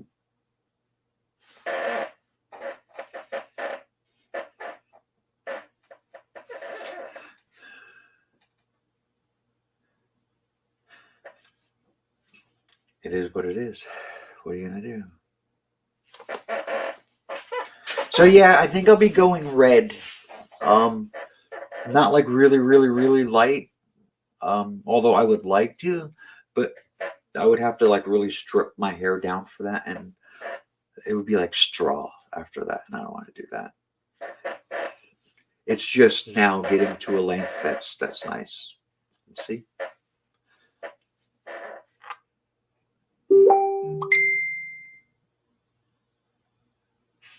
Yeah, we did talk about Ukraine, and Ukraine is a mess. And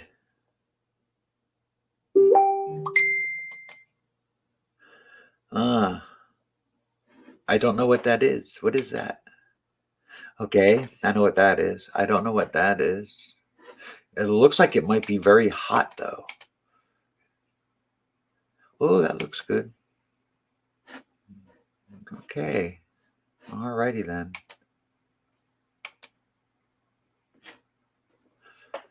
Very good. Very, very, very, very, very, very good.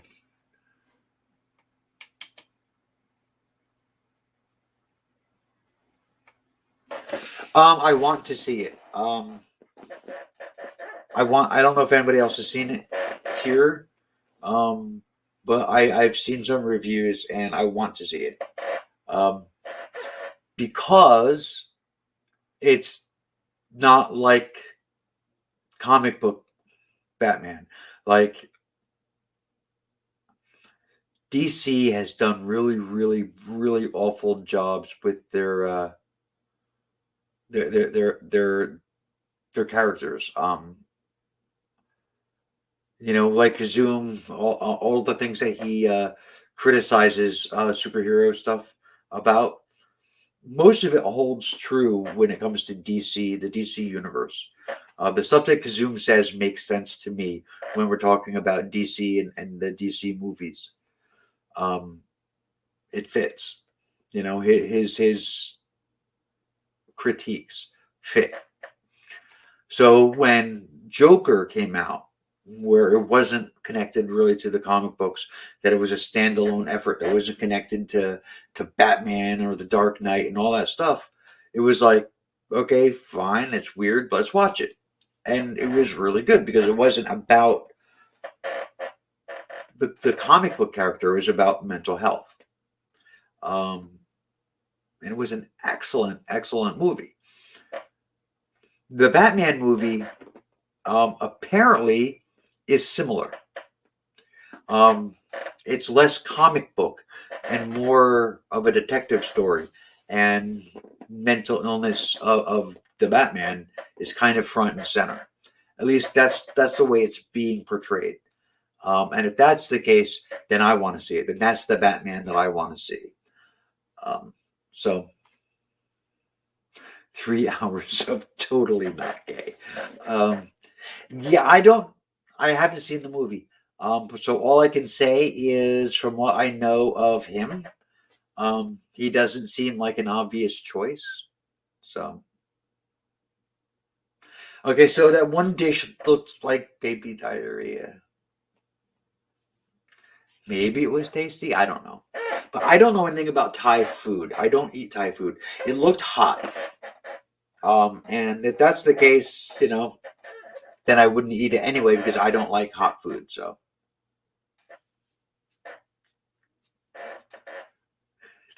take that back. So I don't know.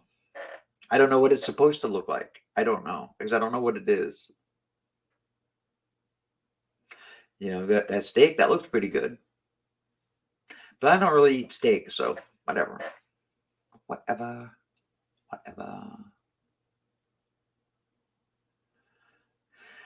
you're not a moth. You're not Mothman.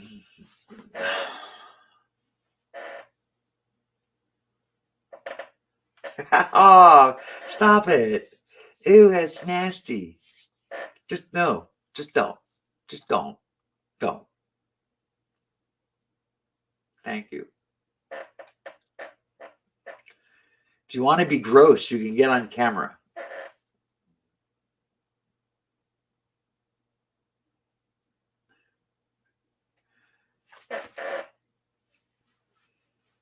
And no, that was not an invitation to get gross and get on camera. So, yeah, seriously.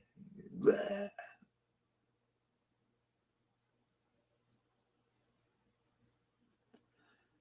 So what else? What else? Come on, people, give me something to work with here. I can't juggle. And this is YouTube, which means I can't flash my boobs like I would do on Blog TV. I did. I was getting they would like just kick my channel off the air many times because I would reveal too much skin.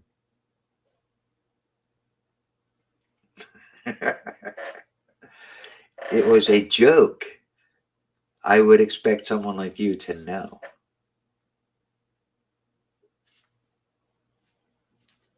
I'm just saying. So Vegas, is that food? Is that hot? Is that spicy stuff? Is it, the kind of stuff that I wouldn't eat? Is that what that is? I have no idea.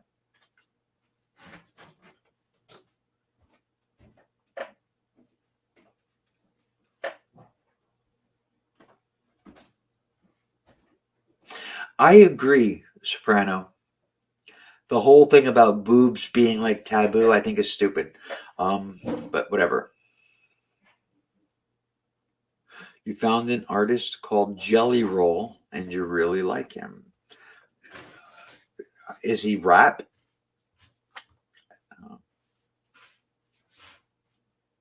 A very large man with a very large voice.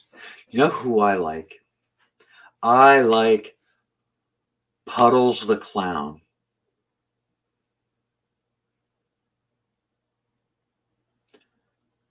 If you're not familiar, look him up on YouTube. Very good.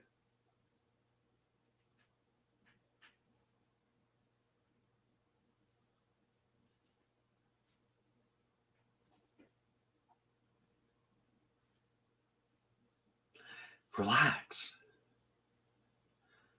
My God.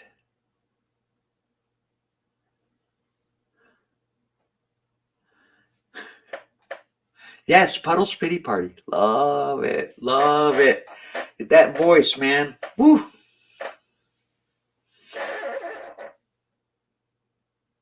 Love it, love it, love it. You don't like clowns. Well, that's okay. That's okay. The clowns won't get you, Soprano.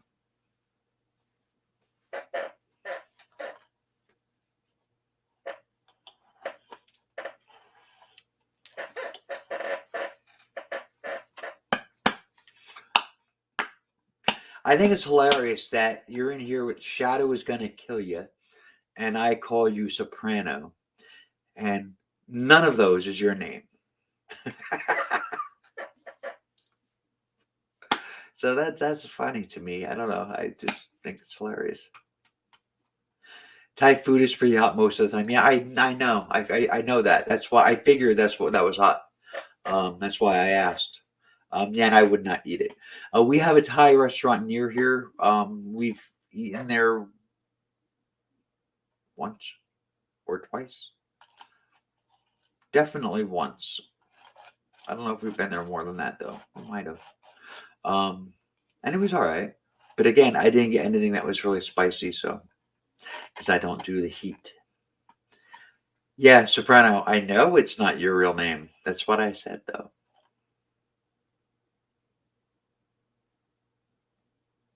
So, you know.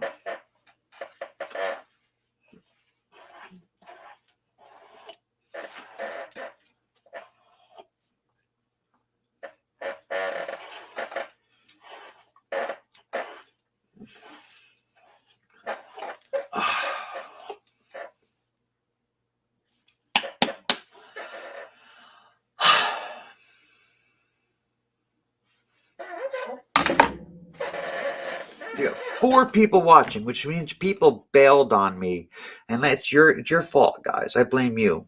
I blame all of you. It's not me. It's you. It's your fault.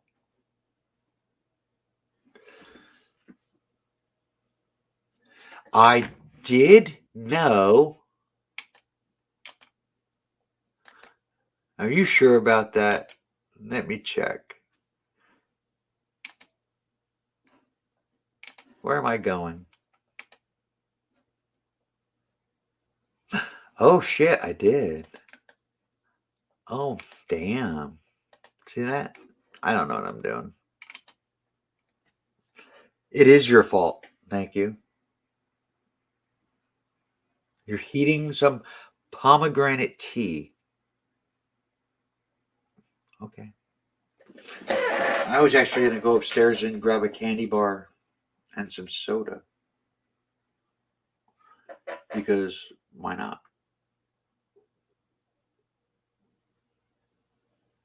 Totally your fault, Soprano. Totally. Somebody else left. See, it's your fault.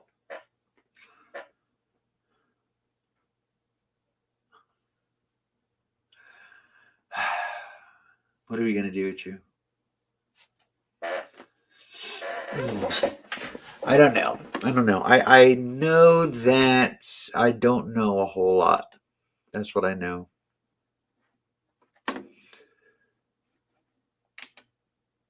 And I'm okay with that. The addiction counselor. He's the addiction counselor.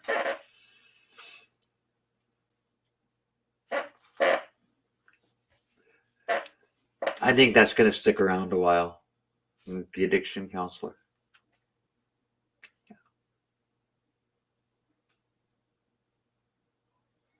Yeah. I like it. So I used to go on Blog TV and I would yell at people. Um,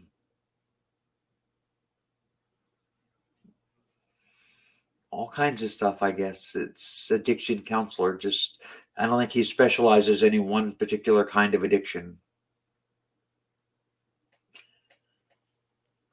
Just saying. Oh man, really? You're addicted to cocaine? Sorry, I can't help you. I can only help people who are addicted to crack. Yeah, at this, counseling agency, we get very specific about our counseling. No, anyway. So anyway, I used to go out on Blog TV and I would, stream for hours and hours, and there'd be like really good conversations between me and the chat most of the time. People would watch me eat. There were times where I would like go to sleep on camera and people would watch me sleep, which was kind of weird and cool. So he coaches people into being better addicts. Yes. Anyway, and then I would yell at people. There were a lot of people that they would come looking to get yelled at because that's a thing that some trolls do, where they would like come in and they'd be like, what's happening in this room? I'm only 12 years old. And, and then I would have to tell them, hey, you dumb motherfucker, what are you doing here? And kick them out over and over and over again. Because that was somehow fun, I guess. I don't know. But I did it. I did it every day, every single day, 20 hours a day, 7 days a week. I would do that. And like I said, I spent a lot of time yelling at people. A lot of time. There's a few times where I yelled so loud, I broke the mic on the can.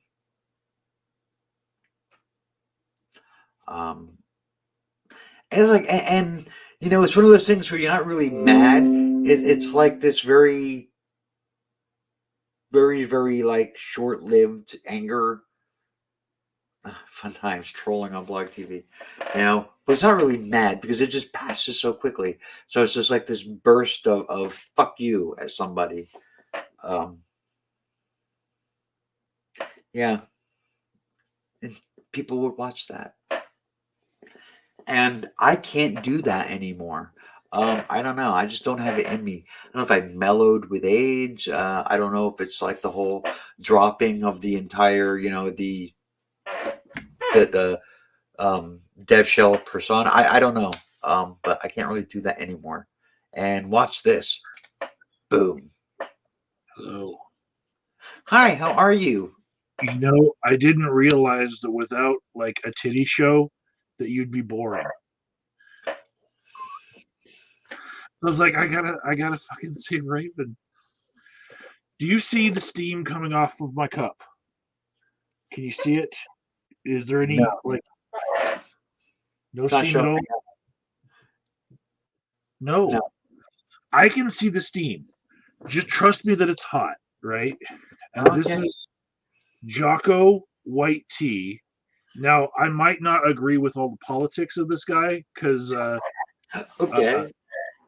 He's a former soldier who he's got this persona that he puts out. Like I was like SEAL Team 6 and all this shit, right? But Right. basically, Jocko, he also has a company that like makes jujitsu gis, right? Okay. So his gis are the only American-made jujitsu gis. All the others come from like China and shit. So Right. people who are like, "Go America," they buy his shit. He also makes this tea that's basically like crushed pomegranate and white tea, and just basically it makes your tea turn red, and it's kind of like I think you can see like the red coming off of it right here. It's basically like you heard those jokes about vampires and tampons, right? Right. Yeah. That's what it's like. It's like the closest thing you can get to an FDA approved tampon tea, right? So that's why I drink it, because it looks cool and it tastes good. And other white teas give me indigestion, but his product is actually top So wait, notch. why is it called white? What is it? Oh, it's white tea. Yeah, white tea. It doesn't have the black teas. It's an oolong tea, Ah, I see. I see. and so uh, I don't get tea that much, but I know Earl Grey has fruit flavors, and especially the strawberry one gave me this bad indigestion that, like, Really? immediately on sipping it, I got this horrible indigestion. It's like, what the hell is that? Jocko's tea doesn't do that to me. Wow. So, I like Earl Grey. Earl Grey tastes like Fruit Loops. like regular Earl Grey? Yeah. Okay. Regular Earl Grey, I like, but they have like varieties now, like different offshoot flavors, and some of them I tried. They just didn't sit well with me. Somebody recommended this to me. I have clients that tell me what teas I should drink, for self care, because I say that word too many times. It's hyphenated. It's one word, self care, right? Right. I say it so much, and then they tell me what they did for self care, and some of them give me ideas, and I'm like, I should probably do that shit too. Yeah. So you actually listen to what they say, even though. And I write it down, and then later I put it into a computer, because that's part of my job too, is to like put Right. notes in a computer. And the reason why I ask self care a lot is because I have mandated clients that have like probation officers who could like subpoena my records and shit. So I just want to put like stupid shit like client folded laundry.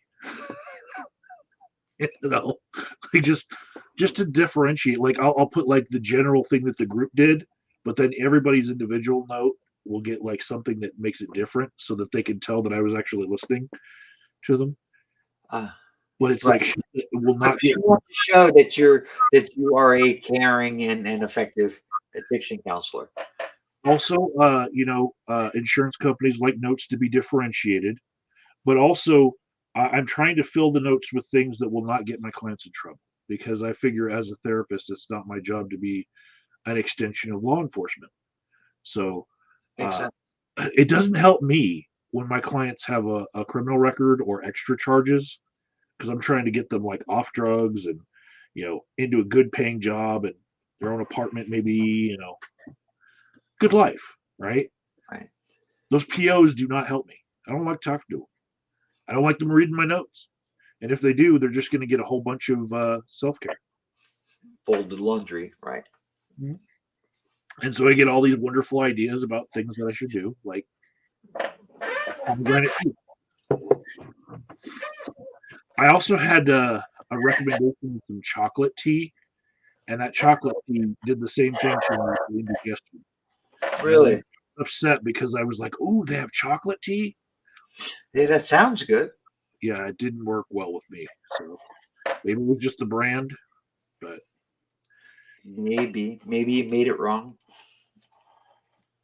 there's a possibility there too, because there's these certain teas have temperatures that you're not supposed to exceed when you're brewing the tea. Right. White teas are about 180 degrees that you're supposed to heat the water to, and if you overheat the water, then it ruins the flavor of the tea, turns it fishy. Yes. Actually, because I actually only really drink black tea, the Lipton's. But I've noticed that sometimes it doesn't taste right. It has like a funny, fishy taste. Vegas is saying, "Bitch, please, therapists don't take notes."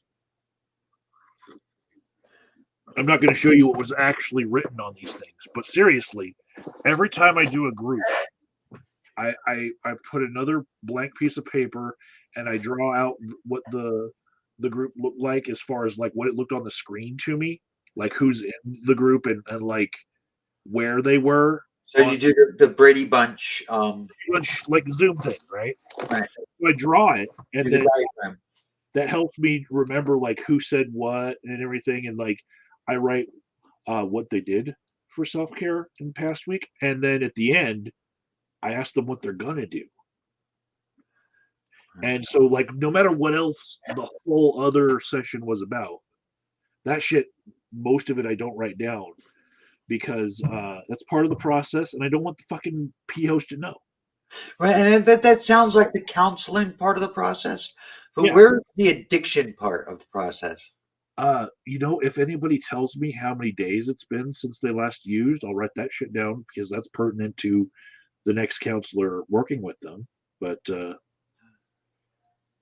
So, um, Vegas wants to know why you were trash talking their curry. well, so Vegas knows that I have a very special diet that's protecting me from getting gout, right? I knew that too. And yeah, lots of people know this behind the scenes. And then Vegas proceeds to send me pictures of shit cooked in Vegas's kitchen that Vegas knows is not on my menu, you know? And so What kinds of things can't you? I see the thing for me is I can eat those things, but very sparingly. So I eat less than a hamburger of red meat in a month. So whatever it is that I do eat, I try to make sure that it's the most special thing. Like if it's a really special occasion, I'm in a fine dining restaurant, that's what you're supposed to eat there. That's the time I'll do it. There is no more McDonald's hamburger for me. Wow. Okay. The little extra taco that they give you at Taco Bell, you order chicken chalupas, right? Because like chicken is on the menu for me. And then like they'll throw in an extra beef taco on the side as part of your combo. And I'm like, well, what the fuck are you guys trying to do? Kill me? You know? I don't eat Taco Bell. I didn't know they did that. No. You know, I've eaten Taco Bell once this year, like this calendar year, like since January. I've gone there once. But you know, there's a lot of places that I just don't go because most of it's beef. You know, Taco Bell, most of the good shit on that menu is beef. You know, where America is a very beef centric place. Yeah, we don't eat a lot of beef in this house. A lot of chicken. That's my life. Chicken's good, and it's good for you, and it's easy to cook, and it's inexpensive compared to beef. So, Why was I trash talking his curry? Well, so imagine that creamed carrot was passed through the standard army baby that guys all cream carrot from Gerber and then squirted it out onto products, right? right. That color is the color of the squirts from that standard baby that you get used to paint the helmets of the Cleveland Browns. GI baby. Yes. So the helmets are this orange, weird, creamed carrots. General issue baby squirt. Right. Yes. And that's why they call them the Cleveland Browns, because it's not really like, you know, a real brown. It's cream carrot colored, diarrhea color. But I think this might be the source of the. There's this urban legend about this thing called the Cleveland Steamer. Right. You know, for Shadow's edification, I think I need to stop. We need a safe word so that like we know that somebody really means stop, or because this could be like role playing where like Shadow really wants to hear me keep talking about that stuff. So like my safe word is a phrase. It's politicians are geniuses, because it's something that you never would say in normal parlance, right? Like, why would I ever say that? You know? So if you have a safe word, maybe you should let us know and then use it, or else we'll just keep on talking about baby diarrhea. Yeah, what's the matter with you, Soprano? Raven, have Yes. you ever changed a diaper only to find that you have become a casualty of war, and some of it got on you somewhere, and then you then have to change your clothes? Yeah. Yes. Yes. That's So, and then it was earlier tonight. I did change Kai's diaper, and the smell was just so bad. It was like paint was peeling off the walls, and it was just terrible. so. My nephew Silas, this was 10 years ago. He had some horrible smelling diapers, right? And I wanted to spray air freshener while changing his diaper, but then I realized here I am placing him on his back, and then I'm wanting to spray things in the air, and his eyes are right there, Right. looking up. So then I had to like pre-spray the room before I even knew like what was in the diaper. I just had to prepare the room and let the like the particles fall first before I set him down. Right. The problem with using like those kinds of spray air fresheners, either before or after changing a baby's diaper, is what you end up with is instead of like having his fresh, clean scent, what it ends up smelling like is a field of fresh shit flowers. True. Um, I did kind of get over my gag reflex to diapers by working with this one kid. Okay, him in particular, he kind of like you get used to changing diapers, but like when it first hit me the first time, oh my god, it was worse than anything I'd ever smoked before. Well, I mean, being a parent, you end up with babies pissing on you and shitting on you and cleaning up kid puke and all kinds of stuff. And honestly, it's easier when it's your kid.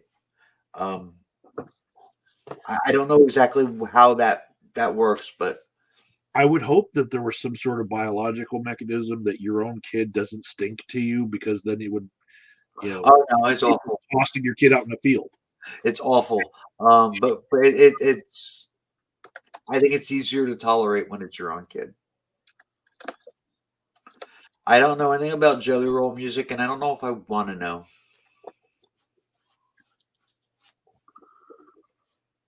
Okay.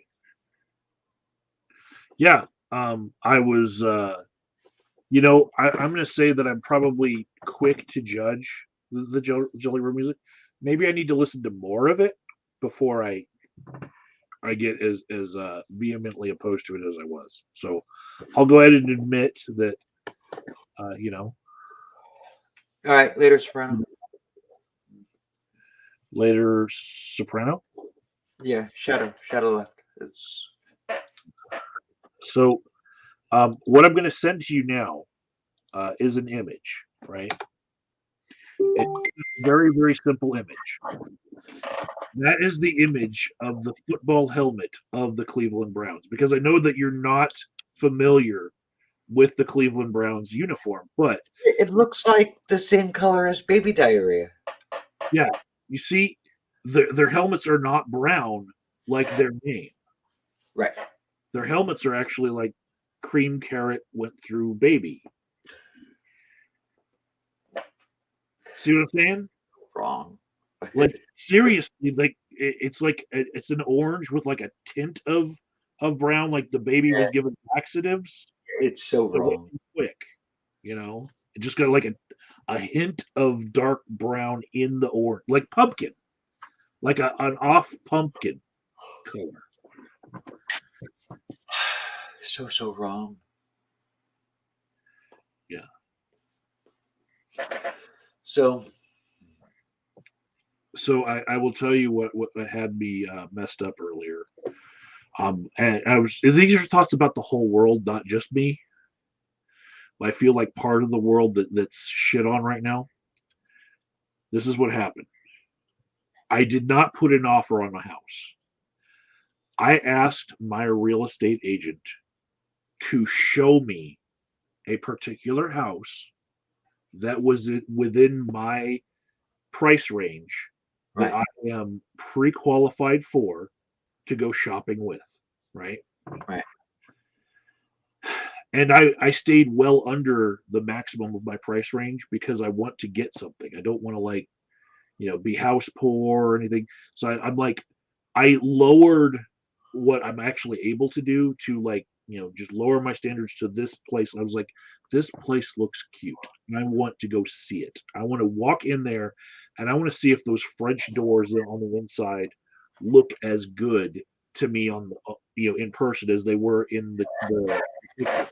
There are these French, like the window panes on doors, right? This was like a two-door thing that could open to an office. And I was like, that like right now I look like a clutter bug, right? If I'm in here working and somebody sees me, like that I have a problem with collecting shit. I have a lot of shit.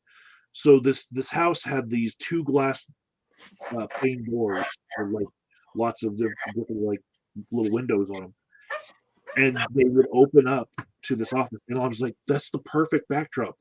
No more of this book shit. No more of me being in my art room, right? I could have that as I pictured a whole fucking life at this little cute fucking home, right? So I asked my real estate agent to get me in there today, right? And I was all set at 3 p.m. to go. And then the real estate agent calls the seller's agent and says, can we get in there to see it? And they say, well, we already have a buyer and he's offered $60,000 more than asking price. So the price that I was seeing online, dude offered $60,000 more than that. And they got it appraised already. And the appraisal was a little bit more than their asking price. So the actual gap was actually $35,000. If that happens, right, when he goes and gets a loan, he can only get the appraisal value for the loan. He has to pay out of pocket $35,000 more than what he's getting the loan for. He has to have that off on the side, right? And I'm like, this motherfucker just outbid me by like $60,000 fucking dollars. I haven't even seen the house, right? And my real estate agent is like, I really don't want us to be wasting our time on things unless you're ready to, pay like 40,000 over appraisal, which is like, 65,000 over the asking price. And I'm like, that completely takes this house that was like one category of price and value and puts it into this other, for most people, a year or two of pay, more. And I was like, what the hell is going on here? And so I let my realtor off the hook. I said, no, you're right. I'm not going to be fighting for that place. And so we don't need to look at it. And then I started just looking online at all these other places. And I was like, that one place was the place that I imagined a life with little French doors on my office. And I could put French doors on a different place. It might cost me a little money, but that I had the little fantasy on that one. And so it just killed me for the day. I saw a whole imaginary life dead. And then I'm looking at all these other places. I'm like, you know what? Everything looks like it's too expensive. Like for what it is. Everything looks like it costs too much. And I realize I make more money than most people and nobody can afford anything. Because if I can't afford shit and I'm getting outbid by like $60,000 over asking, if I'm looking at shit and I can't get it and I'm trying to be reasonable and keep within my means, nobody at below my level can afford anything right now. And so I got really fucking depressed and I laid in my bed. My dog came and curled up with me. Then you sent me a fucking link. So then I start fucking listening to you. I just like turned it on. I put it on my chest and I was like, I'm dead. And then I started fucking chatting. And that was my afternoon right there. Well, I'm glad I could help make you feel better. And part of my afternoon was Vegas sending me pictures of baby diarrhea. Because of course. Yeah, and he's trying to pass it off as Thai food, but it was made by an American. It's fucking cultural appropriation, is what I think it That's is. exactly what that is. Who is Luana Christie? I don't know. It's your friend, not mine. It's not my friend. Okay, so what is VYN FYI? No idea. Uh,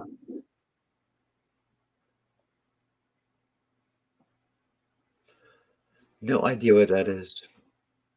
it's got to, there's got to be some like Urban Dictionary translation. What is VYN?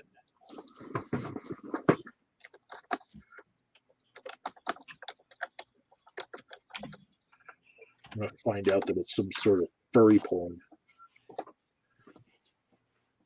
Okay, Vin is a sweet girl. She is one of the most gorgeous and prettiest girls you will ever meet. She has amazing music taste and knows how to make conversations. If you meet a Vin, make sure to introduce yourself. You'll need her. Make sure to love her forever because she will always be there for you. And if you need someone to laugh with, it's her. Okay, FYN.FYI. No, that was VYN, not FYN. VYN. VYN.FYI. Yeah, Uh, for information. And, yeah, it's a link. Watch out for VYN FYI comment bots. Oh, okay. It's comment. You mean it's not like somebody who just came here to compliment you?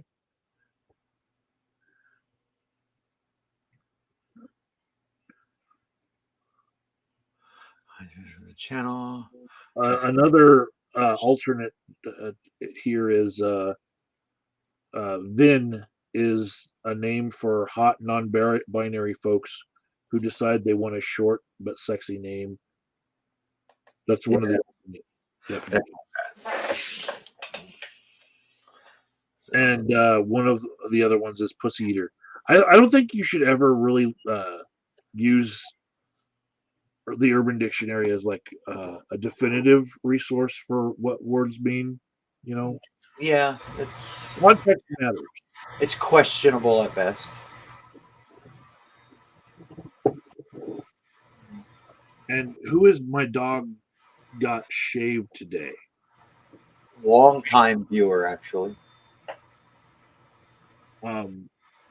How long ago was that day that the dog got shaved? That's a good question. But my dog got shaved has been following me on the interwebs for well over a decade. Mm-hmm. So a lot of the people on my subscriber list on YouTube, they've been with me. The bulk of them have been with me from the beginning, which is pretty cool. I've got a pretty solid, pretty well established, base that has stuck with me through all kinds of shit. And yeah, 2009. That's a long time. Yeah. And especially these last few years, that's a long time to wait for another strip tease. yeah. Well, that doesn't happen anymore. I can't get away with that anymore. It doesn't count as man boobs anymore.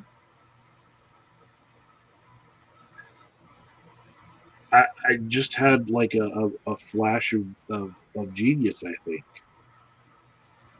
Do you have an OnlyFans? I do. Okay. Can things happen there like streaming? I don't know how to do it. Okay. I mean, there's a way to do it. I don't know how to do it. I was amazed to learn that Mr. Repsion has an OnlyFans. What? Yes, and so it started as a joke, but on that site, Mr. Repsion is like almost exclusively a foot model. Dude, what? So people want pictures of Oh, Daniel's feet. a foot model. Yes, a foot model. And you know everybody has, yeah. Don't give away the goods for free, right? But everybody has like their roles they feel like they're willing to take, and you know, Daniel was like, you know, if people are willing to pay me for my feet, Yeah, I agree with him. So be it. You know, I mean, yeah, yeah. I actually don't, because hear me out. I like feet that are taken care of, right? And Daniel got a trade. He's a welder now, right? And people who've been welding, like maybe some people like the look of like what might look like a stinky foot because you can't really smell through OnlyFans, right?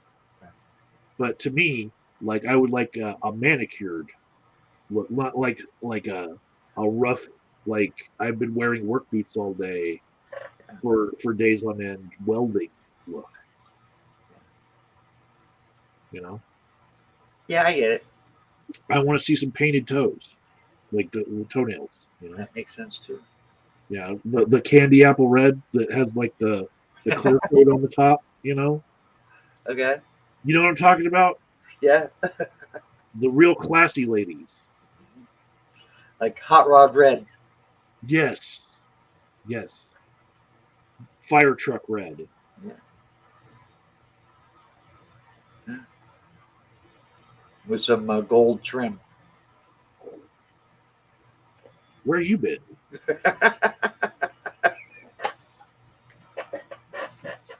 So yeah, maybe we could you know, have like an OnlyFans marathon with Raven, right? Something classy, right? And then have the proceeds go to buying Raven some fucking WD-40 for that fucking chair. 2 weeks. I got a new chair coming. It's nice too. Okay, can we save the WD-40 and put it on the new chair? Hopefully we won't need it for the new chair. Yeah. So, and not this Wednesday coming, but the following Wednesday, I have a hair appointment. I'm going red. Yeah, I heard that that's what the poll said, that you're going red. So, well, here, is that me echoing in your thing? Am I getting too close to my mic? You know, I can turn you down on mine. I'm not hearing an echo at all. Okay, so let's see here. Oh wait, can I do it here? Gosh darn it! Gosh darn it! Gosh You darn have a previous red phase that you've already gone through that you can show us like as a preview? it! Not really. No. Yeah. But I can show you A this. Snapchat I filter? don't know. Oh wait, I just saved it, right? So maybe I can do it like that. Let me see. Share, slide, computer. So Vegas is trying to say that it was cultural appreciation, not appropriation, when Vegas was cooking food and passing it off as being Thai.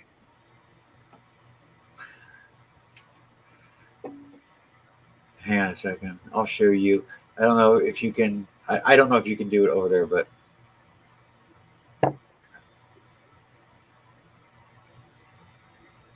got it.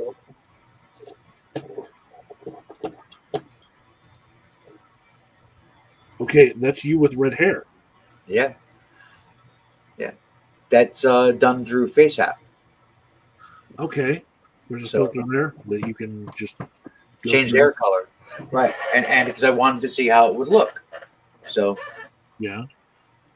and We're I about to see the ginger phase. I kind of like it. So If you're gonna keep the stripe, like you keep saying that you're gonna keep the stripe, People are going to liken that to Bonnie Raitt. Oh, She's got a strike too. I hadn't even thought of that, but yeah, that's true.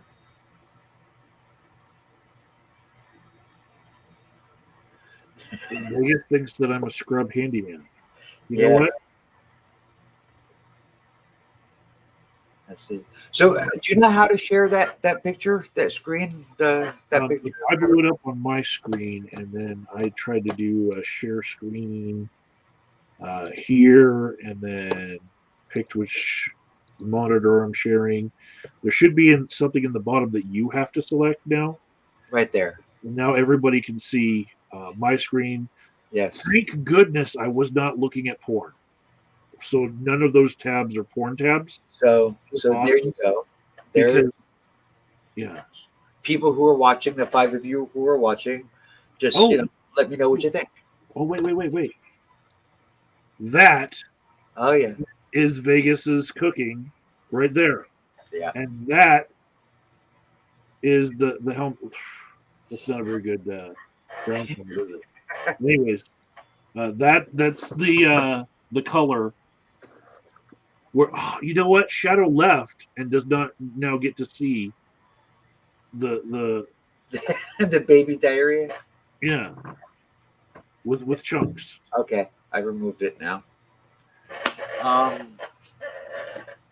So yeah, that's what I'm thinking about doing. Peach and I did it on FaceApp, and we looked at it, and I was like, so I put it up on Facebook and Mhm. got a bunch of replies. So I was like, okay, cool. I like it. I think that's what I'm going to do. So So yeah, I could always do that in the dinner club, but Paul would have to be on his game as far as looking down there and seeing what needs to be brought up for everyone. And he's often not on his game with that sort of thing. he's often high. Okay. Or talking with us, you have to be of like two mindsets, the producer and one of the participants. Yeah, I know, I get it, and and there's nothing wrong with being high.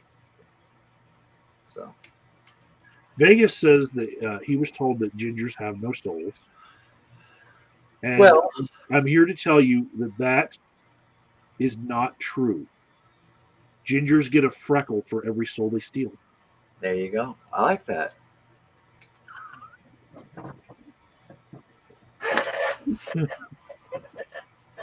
So anyway, I thought it looked good, so I'm like, cool. I think I'm gonna go down that road. And his hair. If I don't like it, I can either always change it or it'll grow back and whatever. So Yeah. I just don't want to ruin my hair. That's one of the things that I worry about. I want to get it all like dry and stringy and fried. But other than that, yeah. Right, Raven, calling you out. Let me see your nails. My nails.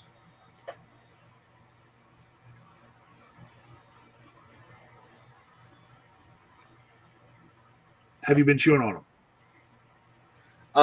No, they break really easily because I have gel nail polish, and that stuff looks great, but it's really bad for your nails. Um, so for a while after I use it, my nails just crumble; they just fall apart. Okay. So they start growing a little bit, and then they break really easy. They like shatter and crumble. It's really bad. So no, I don't. I'm not a nail biter. I don't really chew them, Okay. but I'm rough on them. They did look particularly clean. I often have to look at people's nails as part of my They're job. clean. I often have to look at people's nails to, make a little judgment call about how severe their addiction is. Really? Oh yeah, there are some people who've gone a while since they've cleaned underneath their nails. And that's one of those things that tips me off, like, hey, there's a problem. And then there's people who bite it all the way down to the quick, and you can see the chew marks on their nails. My ex-wife, she chewed her nails constantly. She was chewing her nails. I usually consider that a sign of anxiety. Yeah. That would be like the intuitive thought about that, but sometimes it's other things. Yeah, for her it was probably anxiety. I don't know. So you're playing with your hair color, but your nails, you're kind of plain Jane about. Oh, I mean, I want to do all kinds of stuff, but I don't have the money to go and have them done. Okay. And I can't do them myself. Like I can do one hand and I can't do the other. I can't. So Peach, whenever I do them at home, it's actually Peach does them. Yeah. And I don't want to bother her for stuff like that. I have a friend that has a machine that will print anything you want on a fake acrylic nail That's pretty cool. for press-ons. And Yeah. it's like a little printer box. You put the little nail in there, you get whatever colors, whatever design, like you can put a symbol on it or something. You use a computer and That's neat. the machine itself expensive. The press-on nails not so much. Yeah, no. Well, I mean, I've actually tried press-on nails. I was not impressed. They kind of suck. Yeah. So, but last summer I had they were long, gel tips, Mhm. and they looked really nice, but they totally fucked up my nails. So 2 weeks, I think they lasted about 2 weeks when I eventually just yanked them off. They were driving me crazy. Vegas was like, haha, AOD looks at his nails like a girl. Those are my nails. I look at other people's nails, not my own. But I do have pretty good looking nails because I'd be self conscious about looking at somebody else's nails and then mine looking bad. Like how have you ever seen a dentist with missing teeth? That would be a bad look, you know. But I have seen carpenters whose house need work. So I've seen a nearly bald barber, you know.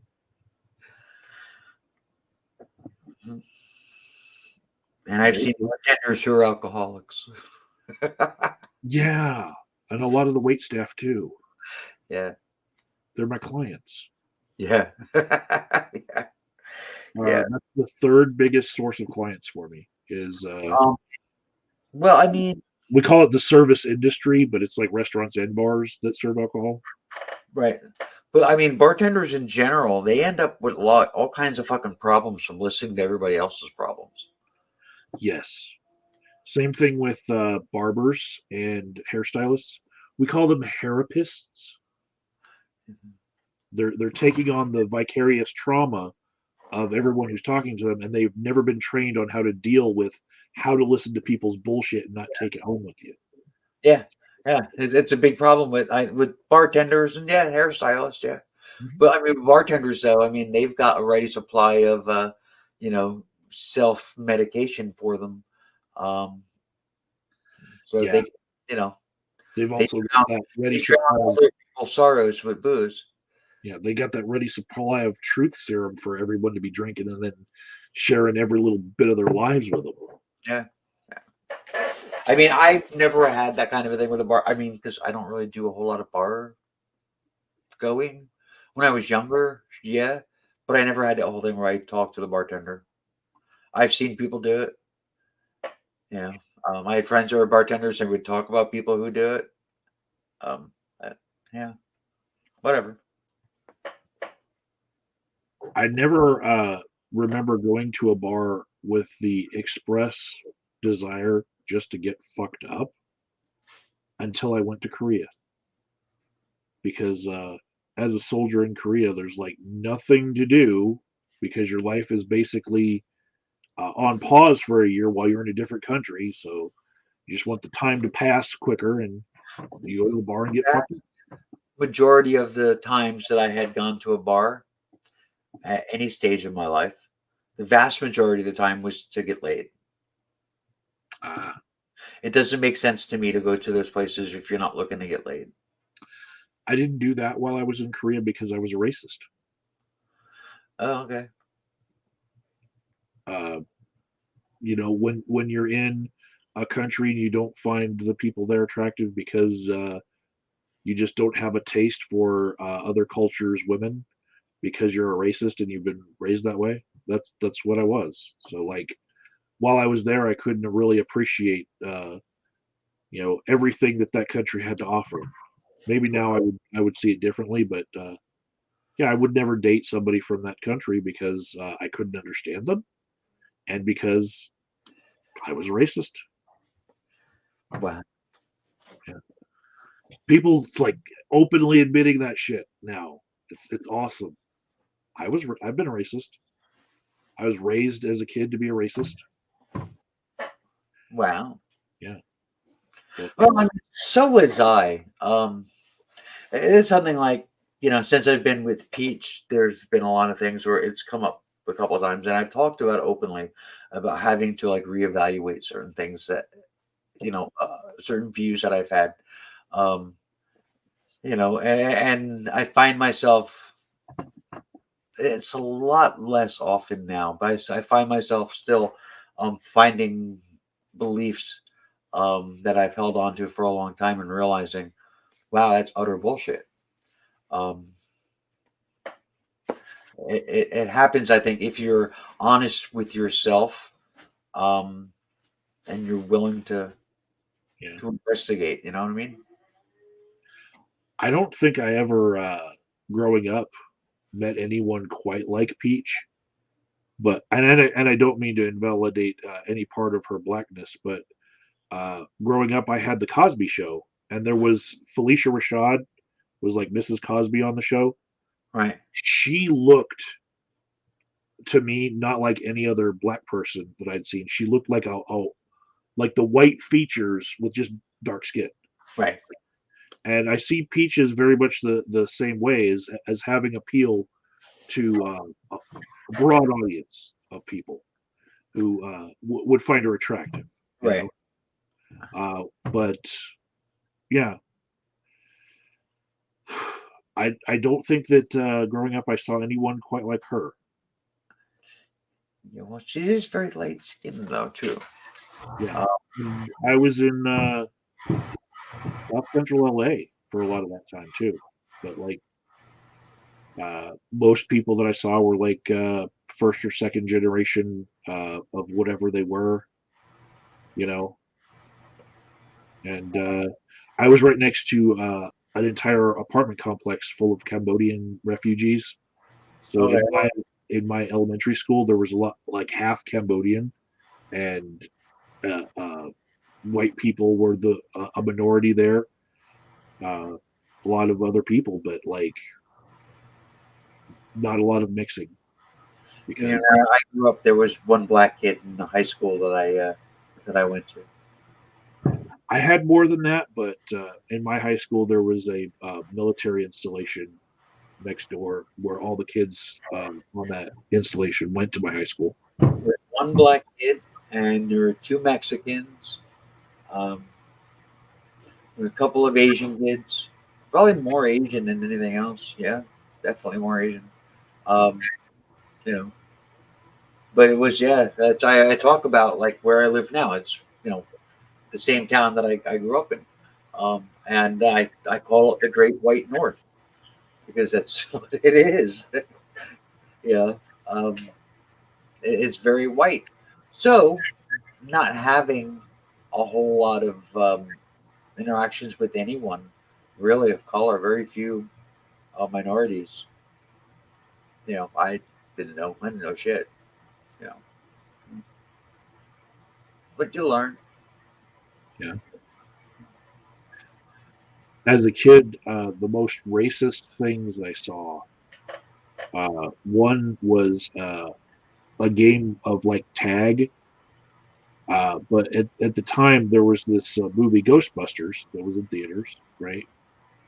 Okay. And so it was like a game of freeze tag where there were white kids that had made themselves little paper ID cards, like the FBI. But instead of the word Ghostbusters, they had the word Gookbusters. Oh wow, Yeah. wow. And teachers didn't stop this, right? And they were like treating Cambodian kids as though they were the ghosts being captured by the proton packs and all that. Man, And, that's weird. That's yeah, very strange stuff. We didn't have anything like that. yeah, and I'm not talking like some like down south place. I'm talking Long Beach, California, South Yeah. Central LA. That's where it happened. And, that was about the most racist thing I remember. But my uncles and my grandfather uh, loved them dearly. But like growing up later, I realized they were really really racist. Yeah. They had names for people that don't usually get hate anymore. Yeah. You know, I watched The Sopranos and I knew exactly what a guinea was. Right. How many people know what a guinea is? Well, I think a lot of people know that one. I think a What? lot. Well, You yeah, know? a lot of people might not know that one. One Yeah. that one that I used to hear was a Gindaloon. Okay. Gindaloon. So yeah, I don't know. Italians say that stuff to each other all the time. So Now, like a lot of it makes so much sense to me. My grandfather was in like the Elks Club, which a lot of the people there were also police officers, and yeah, it was like you know, growing up, I didn't see any of it as being racist, and now now that I'm this age, I'm like, it was all some racist bullshit, yep, you know. And so when I see those fraternal clubs like the Lions Club, the Elks Club, all of them are basically like the Masonic Lodge. Sometimes even, you know, hmm some of them are just like low Knights of key. Columbus. Yeah. The Knights of Columbus. That's another one. That's a racist. Well, it's Catholic, Yeah, and so like some of the different chapters of Knights of Columbus that I've seen have had Mexican people in that chapter, right? They're not the ones that can go to a different state and then right. uh, meet other Knights of Columbus and hang out with them. I And was, um, I was actually, I was approached. When was this? It was a while back. I was asked to become a Freemason. Um, I had was at work. I had helped somebody. He was, you know, liked, my service, and he was happy, and he thought I would be a good member of the Masonic Lodge of a new Mason, a Freemason, and I went to the lodge. I figured I would take them up on it, at least find out what I could, and there's paperwork about what the requirements are, and yeah, I read that, and I said, "Oh, I can't do this." I mean, it is fundamentally a Christian organization, and yeah. you know, Uh, and I was like, well, "Yeah, I can't do this." well, a friend of mine, Alan, and I, this was in 1997. We wanted to go ask, how do you join the Masons? Because we Right, wanted to know all the secrets, right, right? And they let us in the foyer, and they talked to us about the Masons and like gave us like the spiel, and they said basically, don't call us, we'll call you. If you're doing good things in the community, you'll get tapped, right. right? That's how they work. You don't choose them; they choose you. Yeah, so there was no like applying or pledging or nothing. Somebody in there will see you doing good things, and then that's how you become a member. And that was the only time I ever had an interest in it. Uh, Now here in Denver, I went to a craft fair that the Masonic Temple had where they opened their entire temple, and they had just like booths like placed in all sorts of places in there, and you could walk through the whole thing and see all the artwork and all that.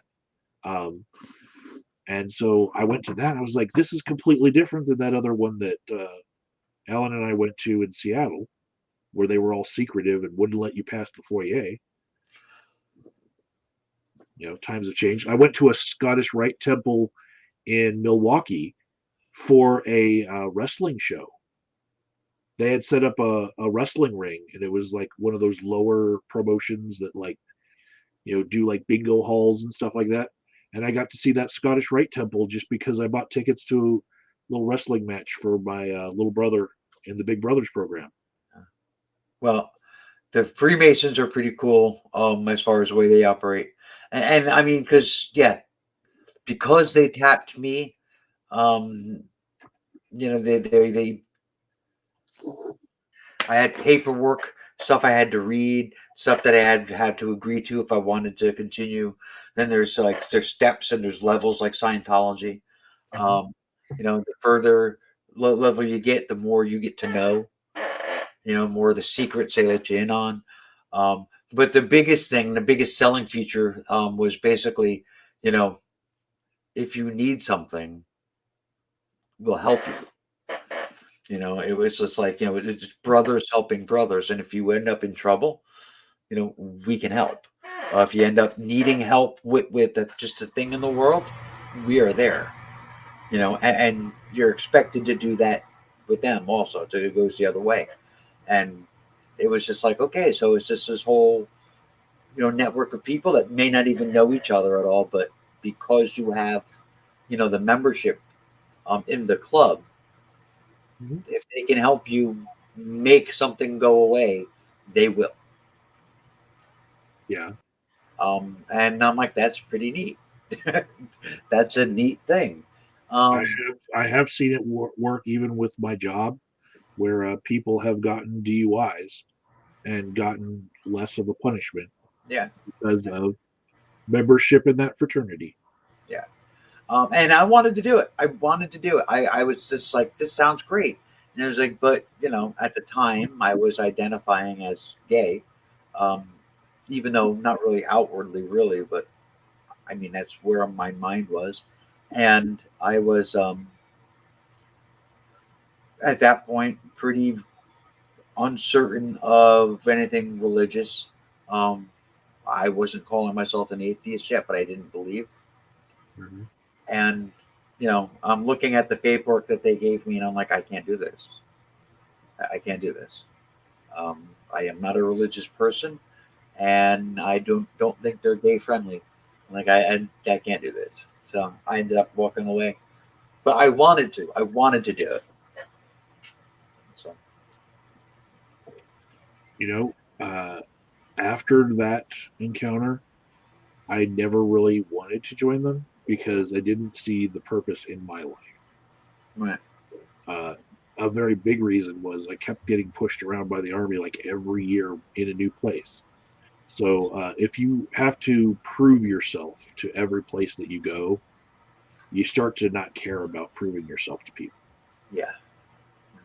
And you could get to a certain level with one of those organizations at a local level and you have all these connections, and then you're cut off from them, and then you have to move to another place and start all over. Yeah, that doesn't work. You have to realize that like you're giving a lot to the world and not getting a lot back. Yeah, that makes sense. I get that. So I became very self-sufficient, but also had a lot of white privilege on my side. So like, who needs a fraternity when you just like say, hey, look at me, I'm white. No, officer, I'm not trespassing. I'm a white guy and I have a camera. So I'm not trespassing. I'm just taking pictures. I'm clearly a reporter. Yes.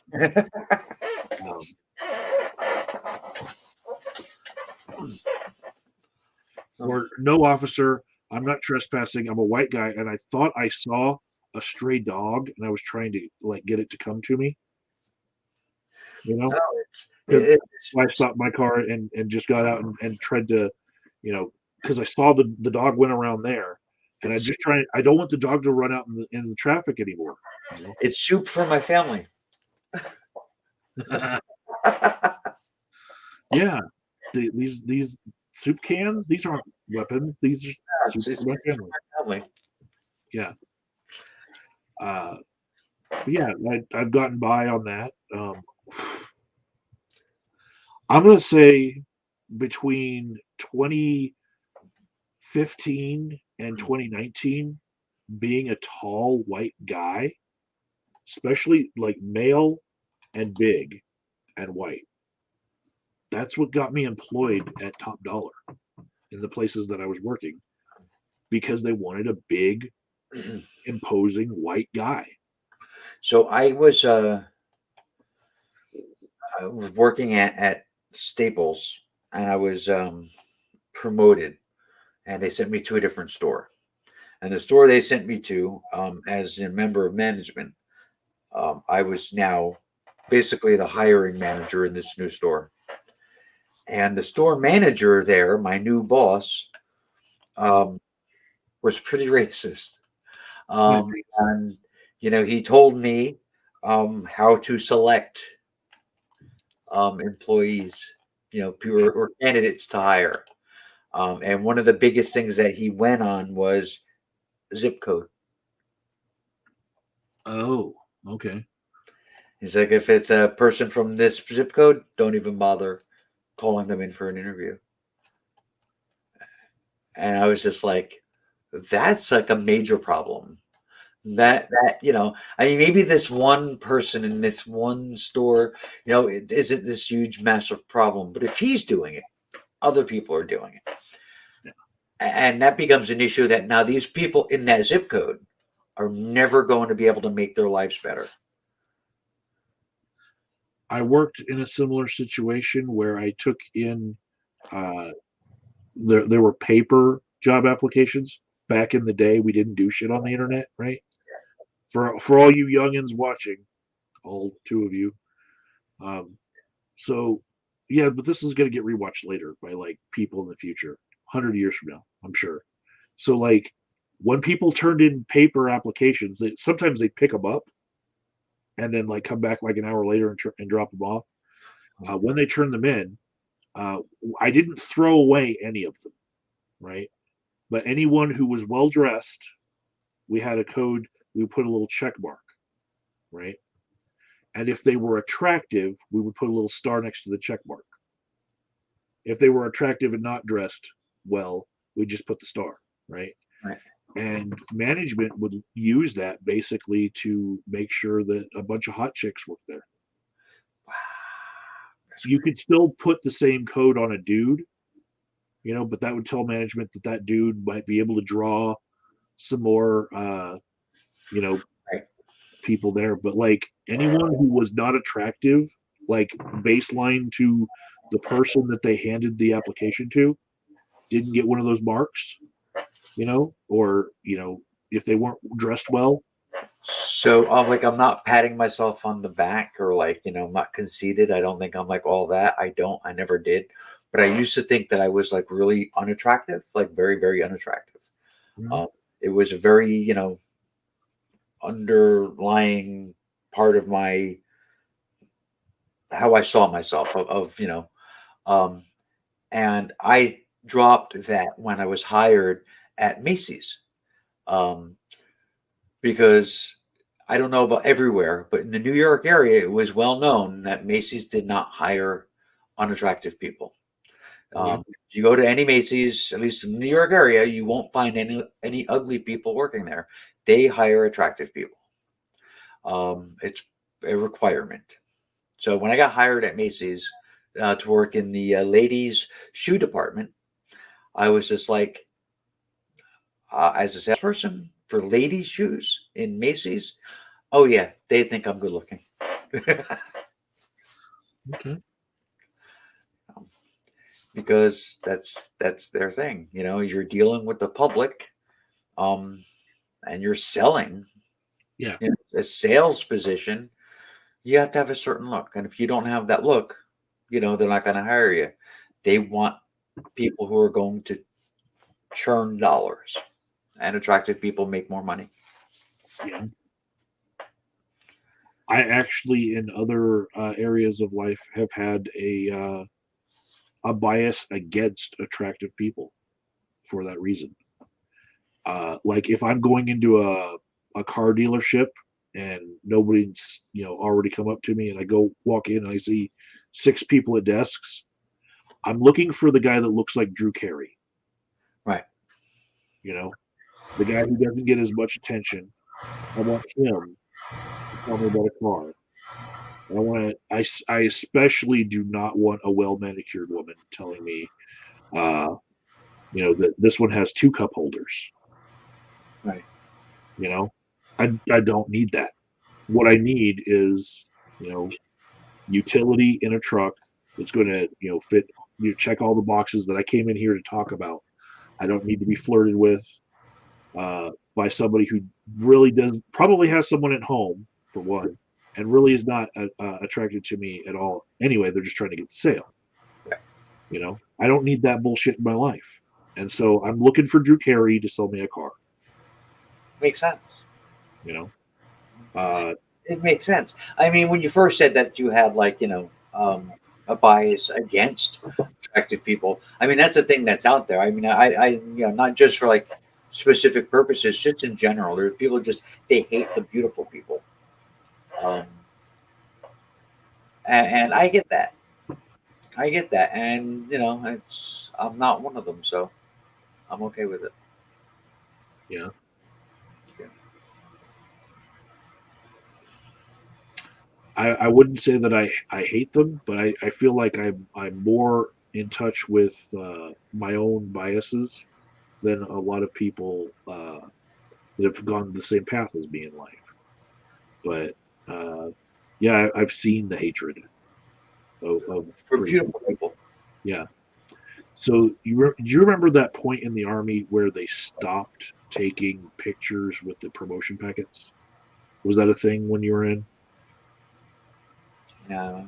So it was not about whether or not somebody was pretty. It was about basically giving people a chance if they were of color. So if you had a promotion packet, you turned it in, and your picture was you as a person of color, people thought, well, that might be a way for people to divide people by race. So then what you had is, does your name sound white enough? Like Joe would be like gold with Right. promotion because nobody can tell what he is by his name. By his name, right? Yeah, Joe, you know. Right. But there were people that had ethnic names that were then just seen as the ethnicity that their name came from, Right. rather than I went to school with a white kid. His last name was Rodriguez.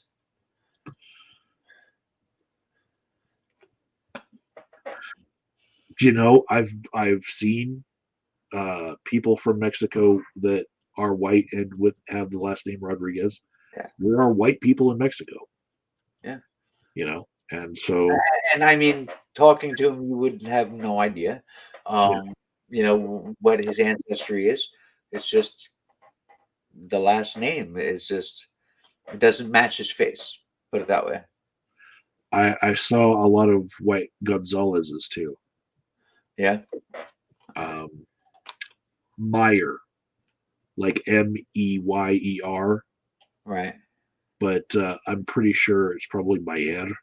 But uh, Yeah. I've seen a lot of Meyer that's completely white person. Uh, Italian people, like with the name Joya, where they look completely white and not Italian. They look like some other country white. Right. But also, I've seen every color of person with the last name Johnson. Yes. Yes. And Smith, that does not tell you anything about a person. Nope. You know, if their first name is Tracy, I would have thought that was a white guy if their first name was Tracy. I would think it's a white woman. Yeah, it could be a black dude named Tracy. Could be. I've seen it. Yeah. But yeah, it took away some of the racial preferences when they took away the photos from promotion packets, but it took away all of the attractiveness. You can't see attractiveness in a name, you know. You know. You're just going by score. So like No. that Wyatt His Rumpelstiltskin, and then you know. it was an attempt at racial equity, but it was really good for attractiveness equity. You know? Makes sense. Yeah, we didn't have those. I don't even know. No. That's a new one on me. Okay.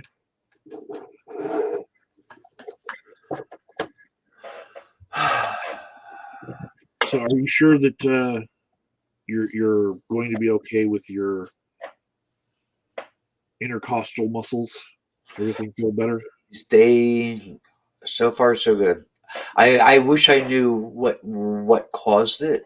It was just so painful. It was really bad. It was really, really bad. Like if I get a headache, I don't take anything for it. It is what it is. I don't take pills. The only medications, the only pills that I take are my HIV meds and my hormones. Stuff I need. If I don't need it, I don't take it.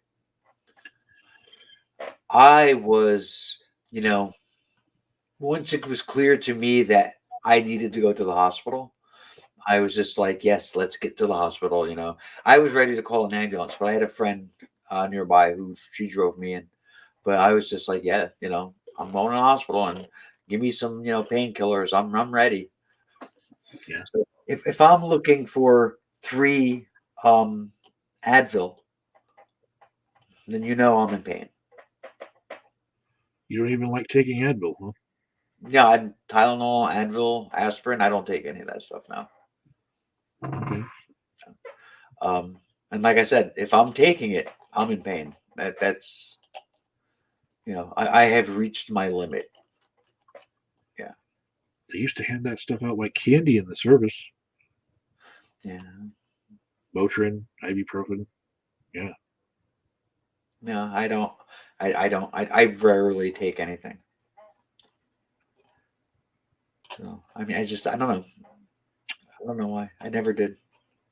I once had a herniated intercostal muscle from laughing, and it was a vein that was caught in the muscle, and sometimes it would give this flutter from like blood like rushing through it after being pinched, and that flutter would just like it would get me the feeling of it. It was not good, and it took a long time to heal. Yeah, I don't know. I know when I was there, the doctor was examining me, right? And if I sat in one place and didn't move, I was all right. If I tried to shift my weight or if I tried to stand back up again, I was in a lot of pain. So I'm sitting up, and I was sitting up for a little while, so I was fine. And the doctor's talking to me, and he starts pressing on my back, and I don't feel pain. I'm fine.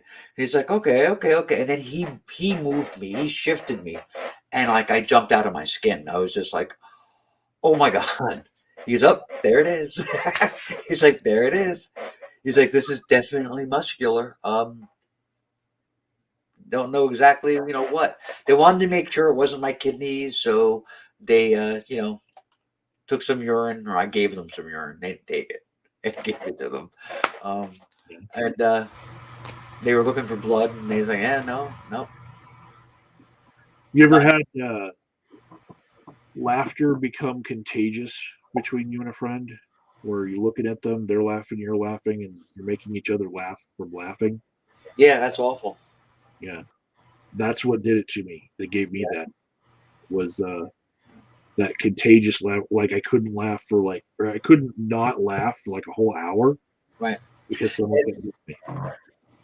that kind of a thing, and not your injury though, but the laughing thing.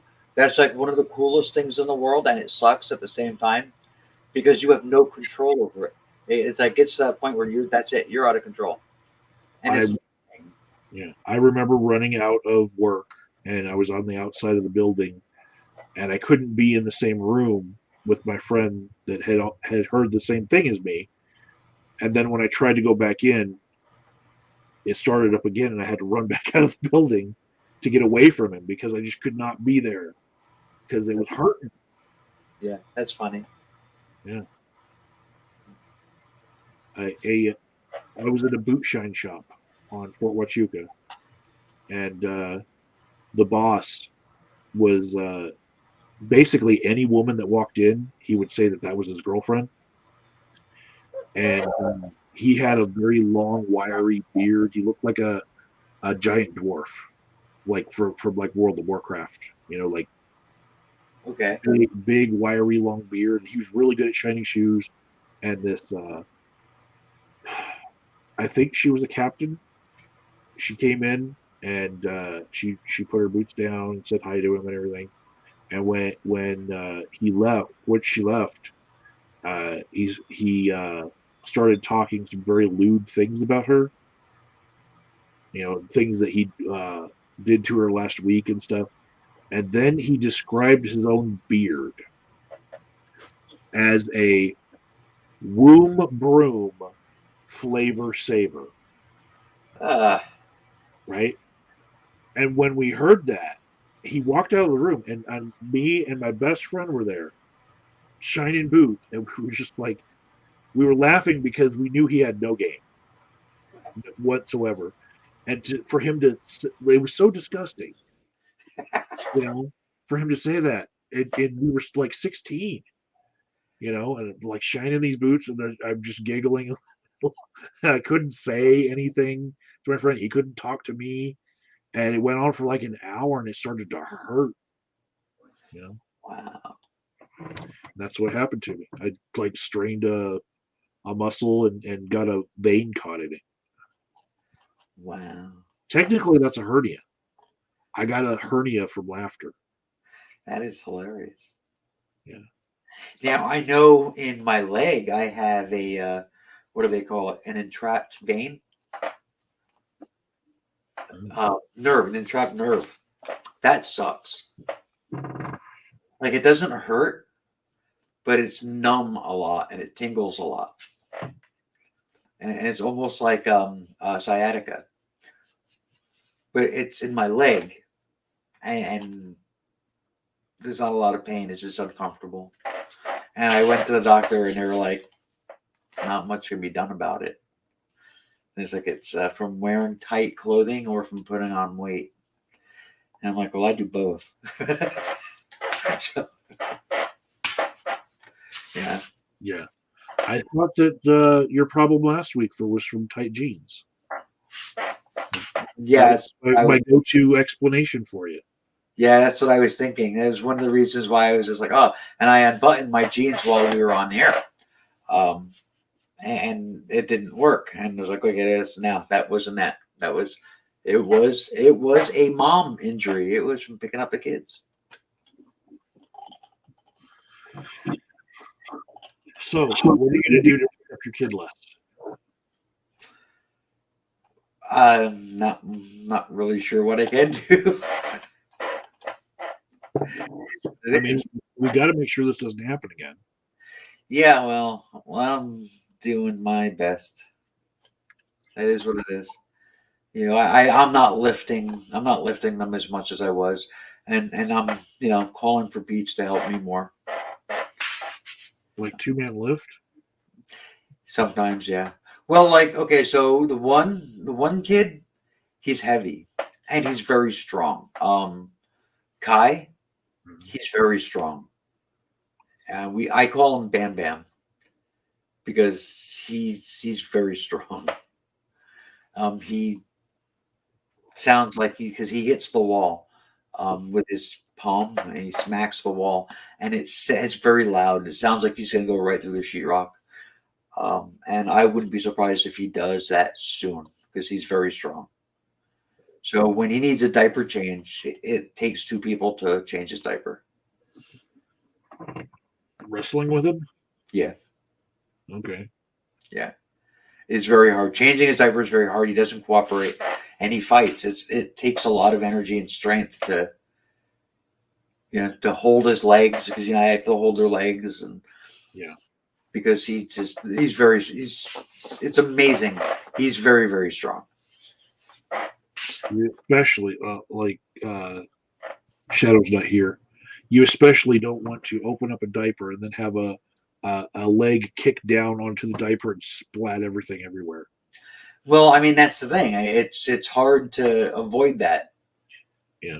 Because he's very difficult to control and to change because he's so strong.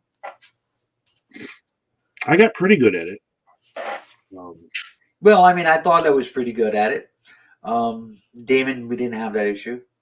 Yeah. Kai is, he's almost 18 months old, and he's probably as strong as his 4-year-old brother. They weigh nearly the same. He's a very large, heavy, and very strong baby. Yeah, we need some more peanut butter filled goldfish. I don't do it a whole lot, but I've been putting peanut butter every now and then in his oatmeal.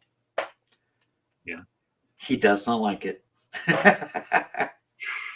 He does not like it, but I get him to eat most of it. But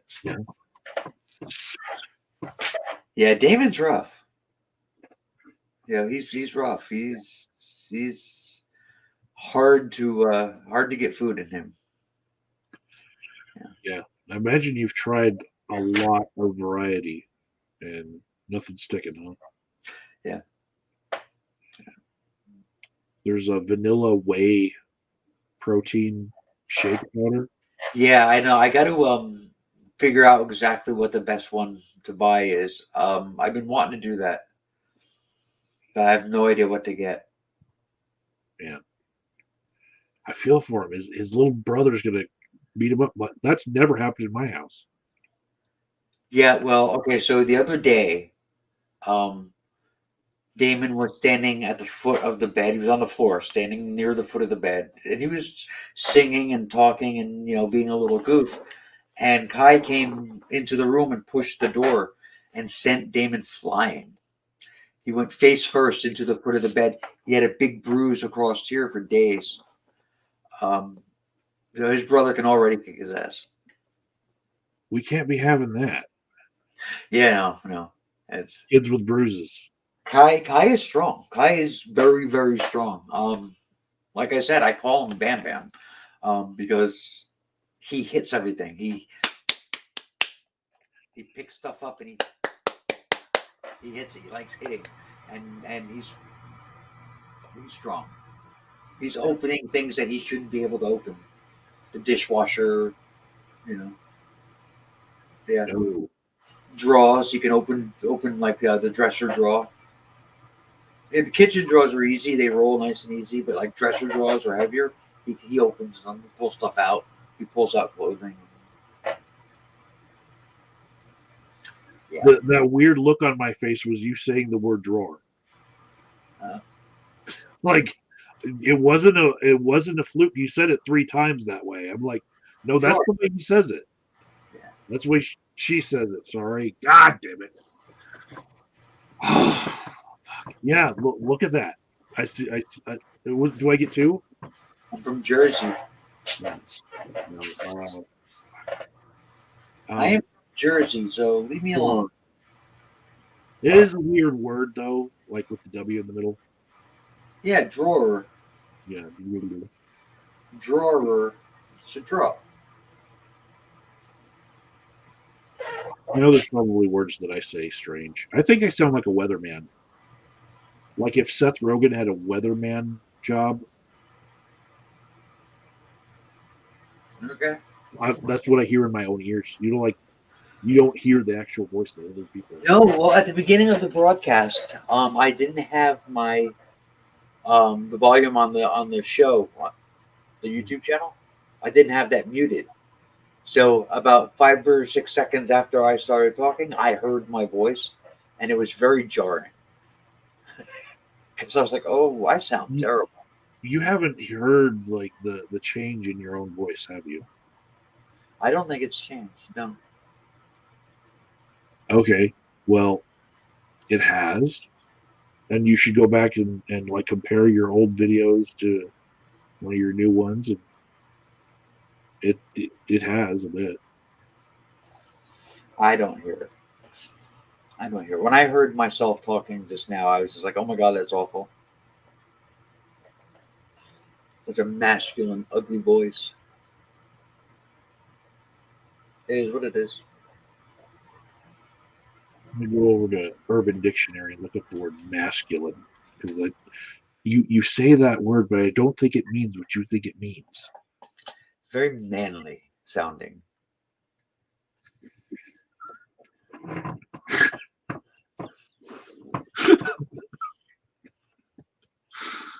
The irony of saying very manly sounding and not sounding very manly when you say it. Very manly sounding. I don't know what you're hearing. But Who's get dizzy giggle? Giggle Flicks. Oh, hey, how you doing, love? Oh, Disney's awesome. I know Dizzy back from the Bionic Dance days. They used to be friends. What's a bionic dance? Bionic Dance, yeah. Yeah. Dizzy was a good friend of hers. I have to think that Bionic Dance is working on something epic right now. Because there is some silence on the Bionic Dance channel, which used to be like a I daily upload of. I I have a hard time believing that Kate would do anything epic ever. Hear me out. Whatever it is very time intensive, and it's going to like it'll show that a lot of work was put into like 3 seconds of film. But I have to think that this is like a really time intensive thing because she's not uploading content. There's plenty of dumbasses out there right now. Yeah, I have no idea. I don't know. I have no idea. I do know I've never been impressed. Period. It's just, I've never been impressed. I've just never been impressed. I was friends with her at one point, but she's impossible to talk to. Um, so I was like, okay, well, so much for that. I mean, um, way back in the early days of the Tube of You, I really enjoyed her channel, and it was really cool when we became friends. And I was just as happy when we stopped being friends. So, um, Yeah. whatever, you know. I understand that even in elementary school, middle school, and high school, there are things that get taught to kids that are not technically completely true, right?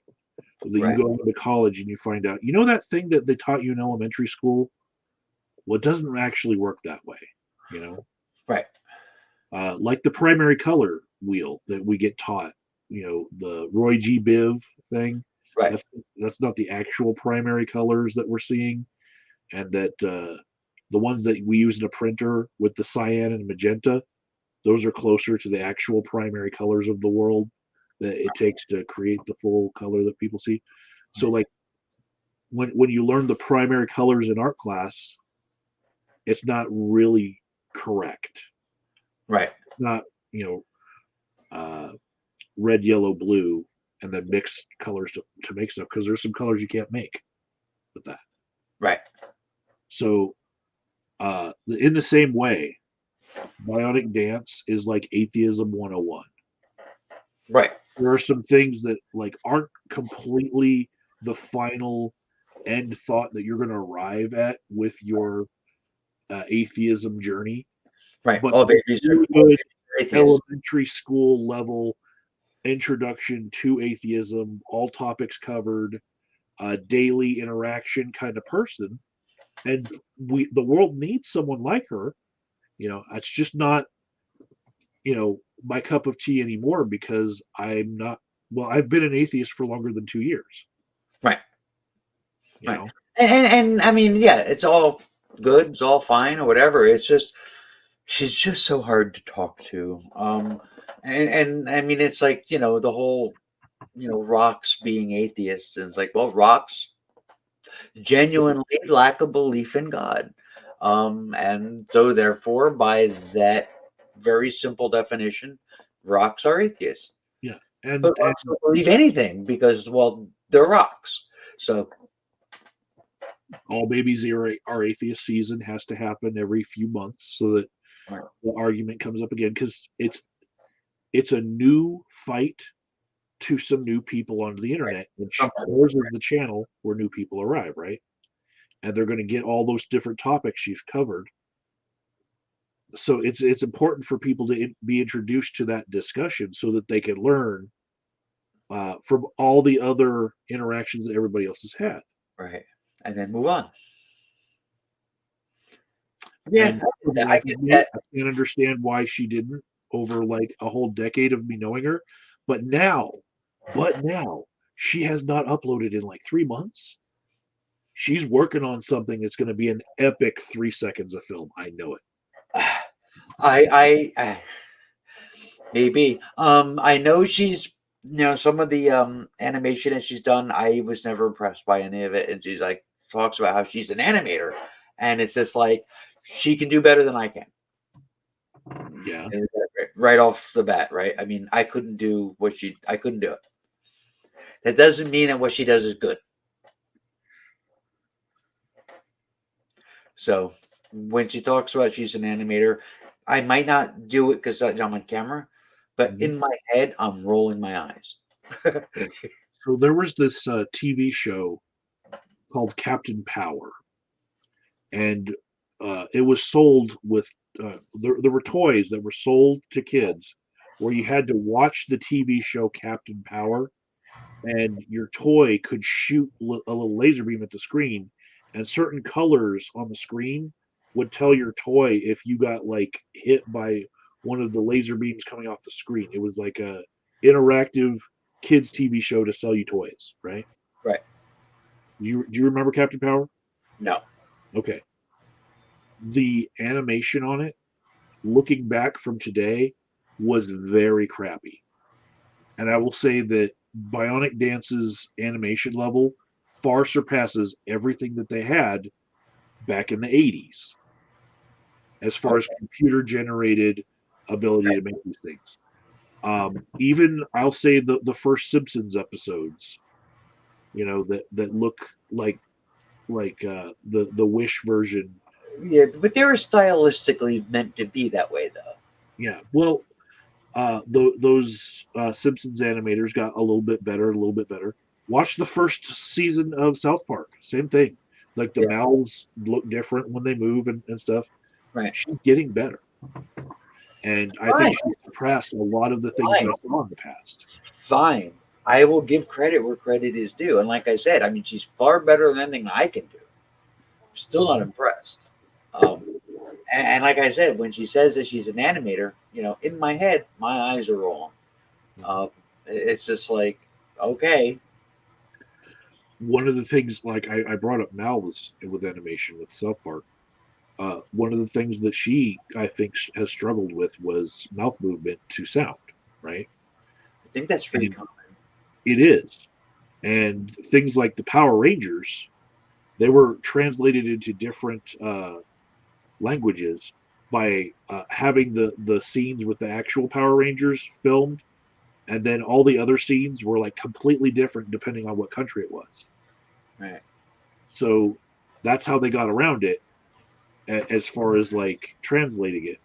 But like the actual Power Rangers mouths were like part of the costume, if anything, and they never moved. So like when they're talking, it could be the other language and you wouldn't see because there's no mouth movement. Right.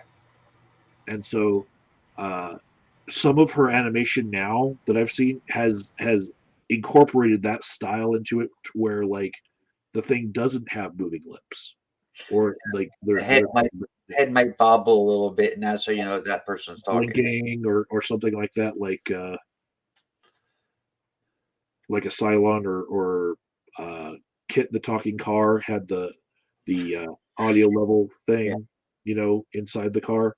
Right. That's and I'll say even Dark Matter has struggled at a certain point in his career with that. Has gotten much better at the mouth movement thing. He had a series that we had going that I kind of drifted away from YouTube almost completely. So I didn't watch any of his. I got to go look them up. It was a really good story. I mean, it was just like this ongoing like saga of God. It was just really, really interesting. And it was different than his previous stuff, but also his animation incorporated backdrops. Yes. Like you could imagine like a painting as a backdrop, and like that was the background. But it also left the side-scrolly feel of some of his other stuff, like the Teenage Mutant Ninja Turtles arcade game, side scroll, Right. like Double Dragon. Some of his earlier animation looked side scrolly, and he overcame that, with time and became a better animator. Yeah, neat stuff. I got to catch up on that. I keep saying I'm going to do it, and then I forget all about it. But I know when he had first started the series, I guess it was about a year or so, that I was watching them all the time. And like I said, I drifted away from YouTube in general, and that was one of the things that I drifted away from. I like.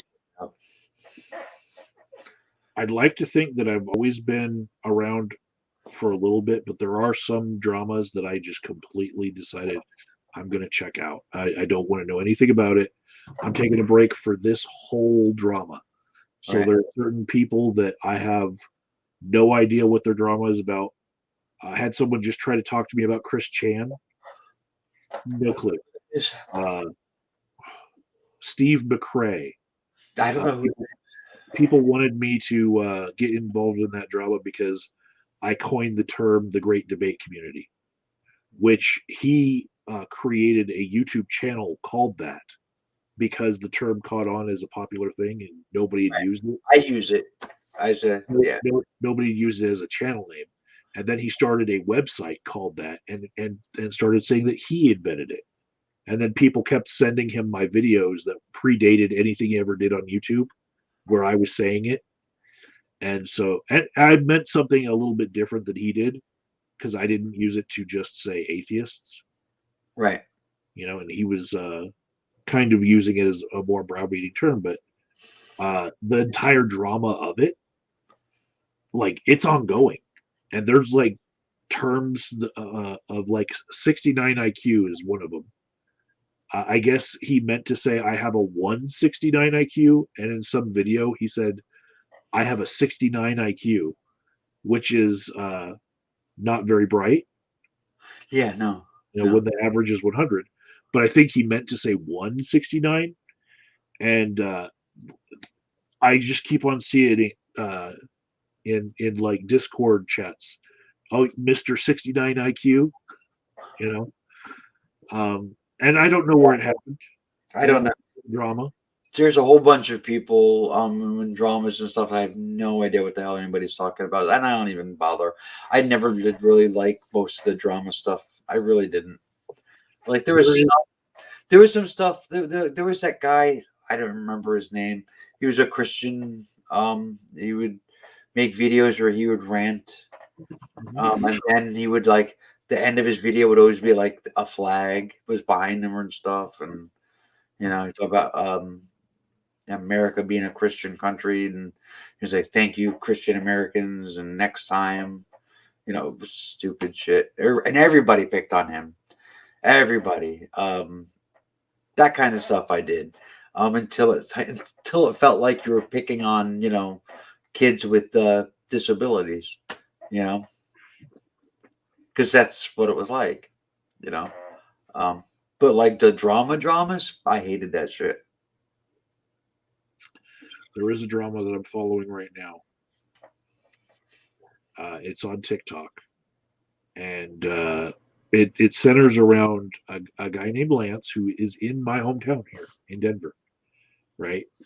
Uh, his channel is at Modern Warrior, and he's a Native American.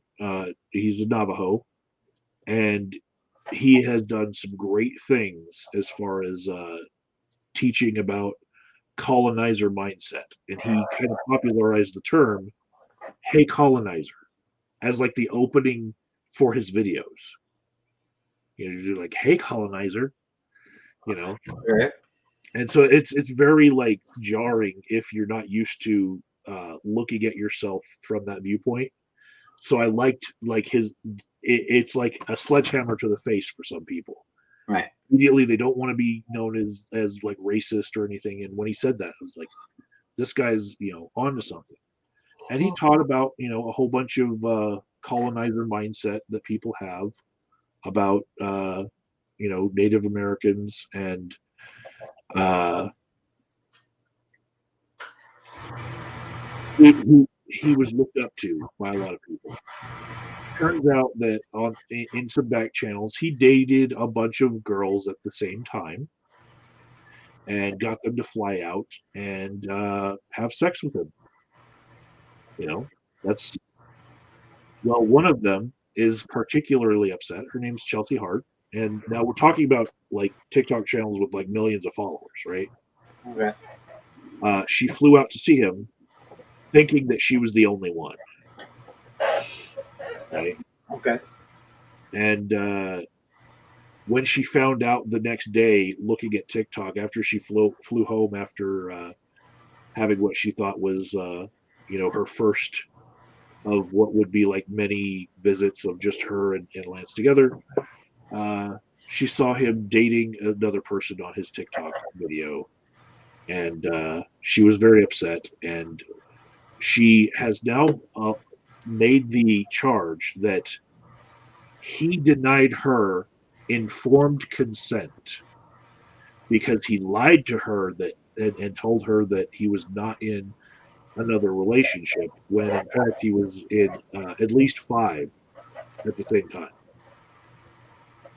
And so other polyamorous people on TikTok are saying he's giving polyamory a bad name by not informing people up front what he's doing, you know, and he needs to do better at polyamory. But she is going like full blown, like in her like videos, she's like basically saying that it was rape. She doesn't say the word because her video would get taken down on TikTok, but she says sexual assault and stuff because he lied to her that she was the only one. Wow. And so there's this whole discussion now on like uh, guys who lie to get laid, are they rapists? And it's one of those are all babies atheists type discussions, but it's a more generalized discussion that like more people can partake in, and so it's really blown up on TikTok right now. Uh, are people who we formerly just called douchebags who are playing the field, are they actually committing a sexual assault by hitting it and quitting it? Well, that's not, it doesn't even really seem like the issue, though. That's not what's at question. Yeah. What seems like what's at question is they're not giving the information they should be giving. Yeah. And quitting it is fine, but lying to hit it and quit it, that might not be so fine. So part of the back context that's come out on her channel is that a year ago she had a miscarriage, and that she confided in Lance, and that he was very consoling to her, and basically he, as a very caring person, coming off in on social media, she began to have feelings for him, And then over the course of a year, she thought she was the only person having these types of conversations with him. He once asked her about polyamory, and she said no. And So it's months ago. And so now she feels like when she said no about polyamory, no means no. I And think so since he lured her into being one of many within like the same time frame, he raped her by fraud, basically. I'm not sure if I buy that though. But I see the argument. I'm not so sure if I buy it. They're very much trying to escalate the discourse into turning this into a situation where lying to get in the sack with somebody constitutes a sexual assault like rape. All depends on the lie, perhaps. Yeah. And it is so steamy, this whole drama as it I unfolds, that I just can't not look. I think that anybody who thinks that they're when they're talking to somebody on social media that they don't know personally, uh, like in IRL, if you talk to somebody, so if you think you're the only one that is talking to that person, there's something wrong with you. Like I get messages from guys on Facebook, and sweetheart and honey, and you're so beautiful today, and blah blah blah blah blah, and why didn't you answer me right away? Who the fuck are you? Just because you good night, Dizzy. Just because you talk like all flowery and call me sweetheart and all, it doesn't mean I don't owe you shit. Number one. Number two, I've got 5,000 other Facebook friends, and some of them are sending me messages also, and many of them are people like you who are just, hey honey, hey sweetheart, hey baby cakes, what's up? Yeah. And I don't owe any of them anything. And if any one of them ever thinks that they're the only one sending me messages, there's something wrong with them. Yeah. If I were to put the shoe on the other foot, switch the genders in this story, if I flew out to Seattle and had sex with someone, and then I flew back here to Denver, and then saw that the very next day that person was out on a date with somebody else, if I had the expectation of it being a monogamous relationship, can I then feel like that person is in the wrong for choosing to date someone else the very next day? So, but if you got on an airplane and you flew somewhere Yeah. to meet somebody, and then you got back on an airplane and went back home again, why would you consider that to be understood as monogamous? You know, because she asked me if I was into polyamory months prior, and I said simply no.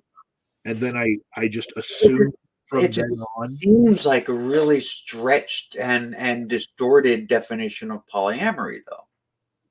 And one of the reasons why this story hits home for me is kind of like how Russia is saying right now to the Ukraine, you used to be with us.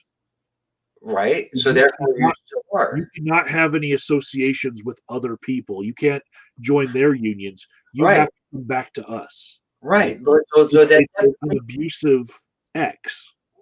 the definition that they're using for polyamory sounds really a lot like the first person you ever have sex with is that's it forever. Because if As long as they want you to be theirs. right.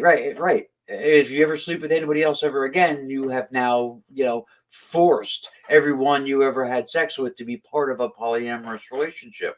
And that terminology you just used there has actually been used by all parties. And that's just ridiculous. That she had a polyamorous relationship forced upon her. She never would have had unprotected sex with him if she knew that there were other people.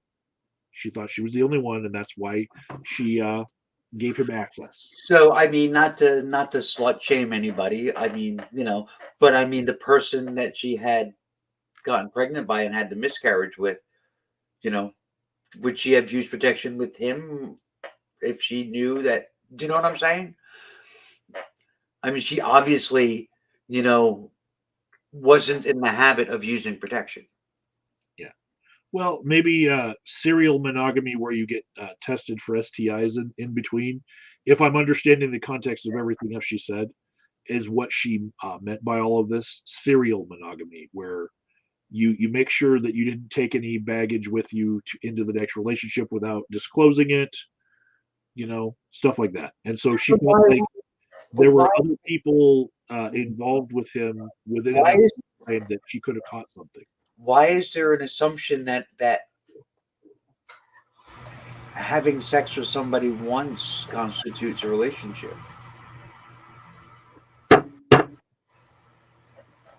You know, uh, with the shoe on the foot that it is on that gender, it seems a lot more charged than it is if I flip the gender roles, because that it seems really, Not really creepy to me for a guy to say, "Hey, you've been my girl one night, and so now if I want you to stay my girl, you have to stay my girl, and if you see somebody else, then you have hurt me because you saw somebody else." yeah. Because I had an expectation that you I were think going to it's stay mine. I think it's kind of weird and creepy both ways because there shouldn't be this expectation of a relationship based on having sex once. If I mean, I don't know. I've had a lot of sex, and I never the vast majority of them, I was never in a relationship with. Some of them I didn't even know their names. Um, so it's why is there this expectation of being in a relationship because of one time of having sex? So here's a curveball to the whole thing, right? More than one woman has come out and said that this has happened to her with this particular guy, right? So One he's a of them, artist, one of them is more concerned that Lance has previously gotten death threats from white supremacists who hate him for the whole "hey colonizer" thing, and she thinks that giving those people ammunition for him is wrong because he's Native American and we should support BIPOC people. And she called Chelsea a person who is using white woman tears now to attack a BIPOC person. Chelsea, uh, by her tattoos and by her bio and everything, I actually understand to be a Native Alaskan, at least part, right? And so the fact that she's been charged by a pretty white woman as using white woman tears because she's at least partially white and passable as white, like I can see this like erupting in a completely different like curveball angle, but like I can see how all of these channels are now blowing up.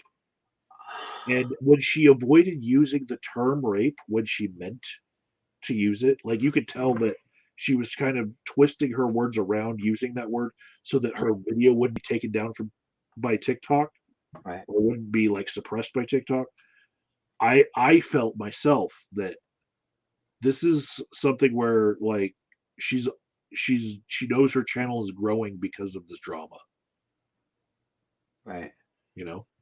But then on the other end, Lance, he made an apology video. It's been taken down already, but he said some very I'm going to say rehearsed things, and he said, "I'm sorry, our friendship has come to this." Right, and just that first part, "I'm sorry, our friendship has come to this." Right, Right. he's completely downplaying the whole sexual nature of everything, Right. Right. and people just jumped on him for just those words. There's so many other parts of it, but he said he was sorry for his miscommunication and that he promises to do better. Uh, you know, miscommunication. Do better. Yeah. We'll do better things. She replied and said, "Miscommunication. I could be carrying your baby." And you can see how this is really charged, and it's like a soap opera. Dun, dun, dun. And, Yeah, that's exactly what I just. yeah, Yeah, with the dramatic. yeah. Okay. Yeah, that's crazy. That's crazy. Yeah, who needs all that nonsense? I do still follow some of the internet drama sometimes when I come across it, but I cannot be a 24/7 encyclopedia of all YouTube drama. I cannot even follow even 10% of what is in Kiwi Farms now, or Encyclopedia Dramatica.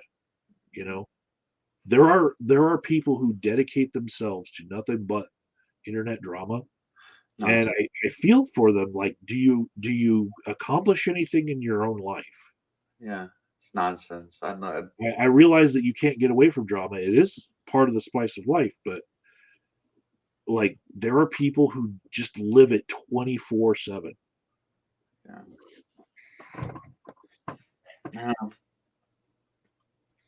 Speaking of 24/7, it is 1 a.m. Oh, It's 1 a.m. here. I am going to shut this down. I'm going to go wash all this stuff off my face. So, I don't look this girly. okay.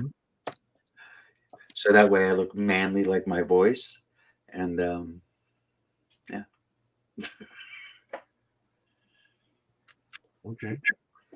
I'm trying to roll with what you're saying and not take away from your feelings at all, but yeah. If you think that you're a failure at being feminine, I just want to say that you've been a failure to me at being masculine for a while. So whatever limbo that leaves you in, just feel that. I don't feel like a failure as far as being feminine. I don't. I just don't like my voice. Didn't you get called a mom by a doctor? Yeah, Yeah, fuck off. That never happened to me. it's the beard. You never heard of the bearded lady? I have. I've been called one. But yeah, I mean, it's the voice. My voice just. Yeah. It is my shoulders, which is nothing I can do about, and my voice. Those are the things that cause me the most grief. So, You know there are women. I know. I know. I've seen these women who wear jackets like Hillary Clinton, and they stuff pads into Right. their shoulders. The shoulder pads, right? They were big in the 80s. Yeah, Yeah, I know. I mean, and then there's women like B. Arthur. I know. I know.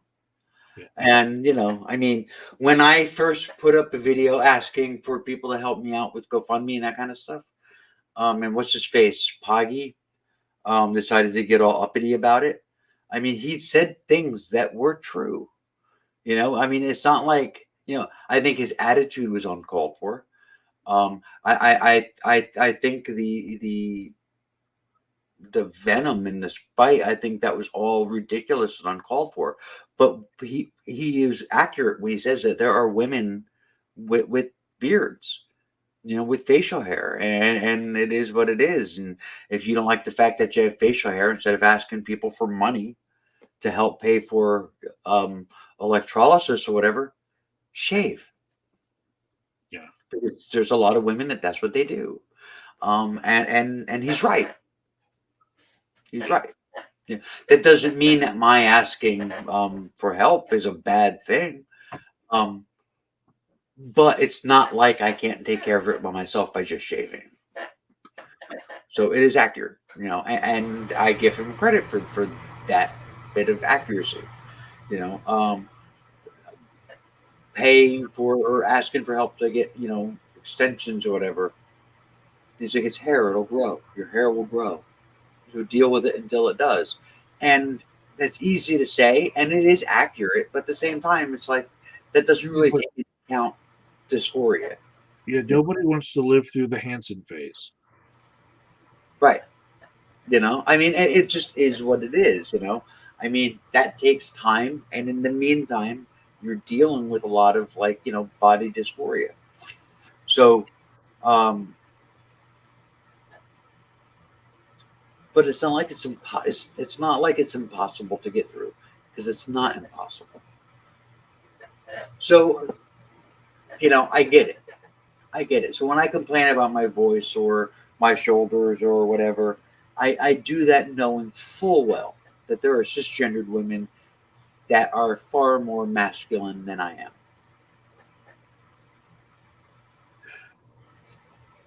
That doesn't really make my journey easier, though. It just makes me feel for them.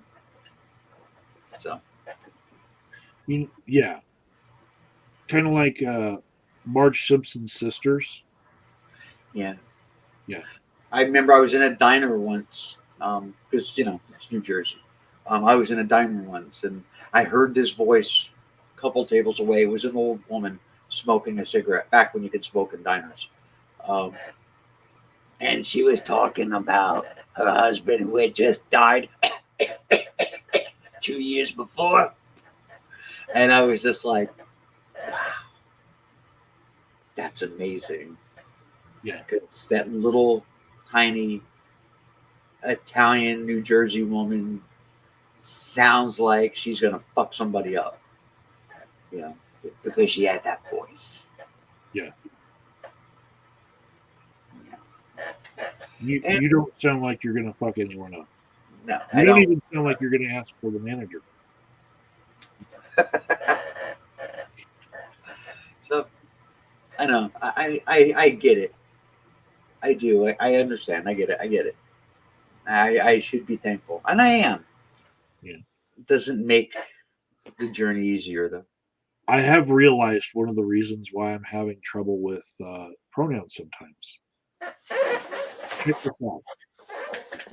It's because I have both M to F and F to M people in my life. And when I went from a mindset of just binary to there being a third non-binary group of people in my life, most of them are F to M, right? Some of them are M to F, and in particular, my supervisor at one of my jobs is F to M. My niece is F Right. to M. What I think is probably going to end up F to M. Right. I But understand. having the majority of them in my mind in that third class leaning towards one set of pronouns and like in that direction, that is what sometimes makes it hard for me, because I have a few clients that I'm always trying to keep straight, especially in a group setting. Yeah. Straight's not the right word there, but like corrected my head, I know what you mean. So one of the things that has made me feel better about how I present has been, I have been asked several times by different people if I was trans and which way I was going, because they couldn't tell. And to me, that's a measure of success, I think. Yeah. Because it's not like they're going, you're a man in women's clothing. They're saying, I don't know if you're a genetic male or female. And that to me is a measure of success. So, as far as a measure of success for society, there are some people who take offense to the term genetic male and genetic female. yeah, I know. Which I don't understand why. Because you are genetically male or genetically female.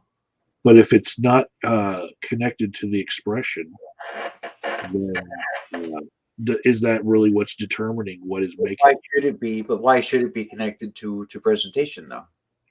our genetics what make you a male or a female?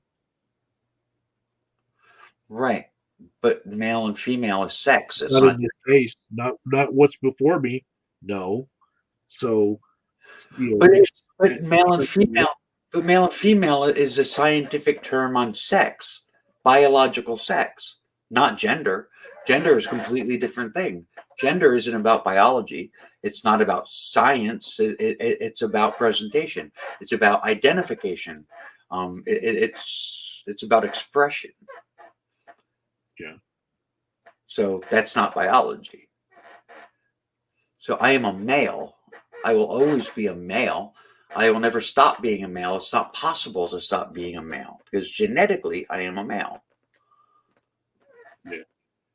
Somehow I'm thinking that when your mom's accusing you of having a cause for your back problems, there's a biology related. That's because of my gender expression. Yes.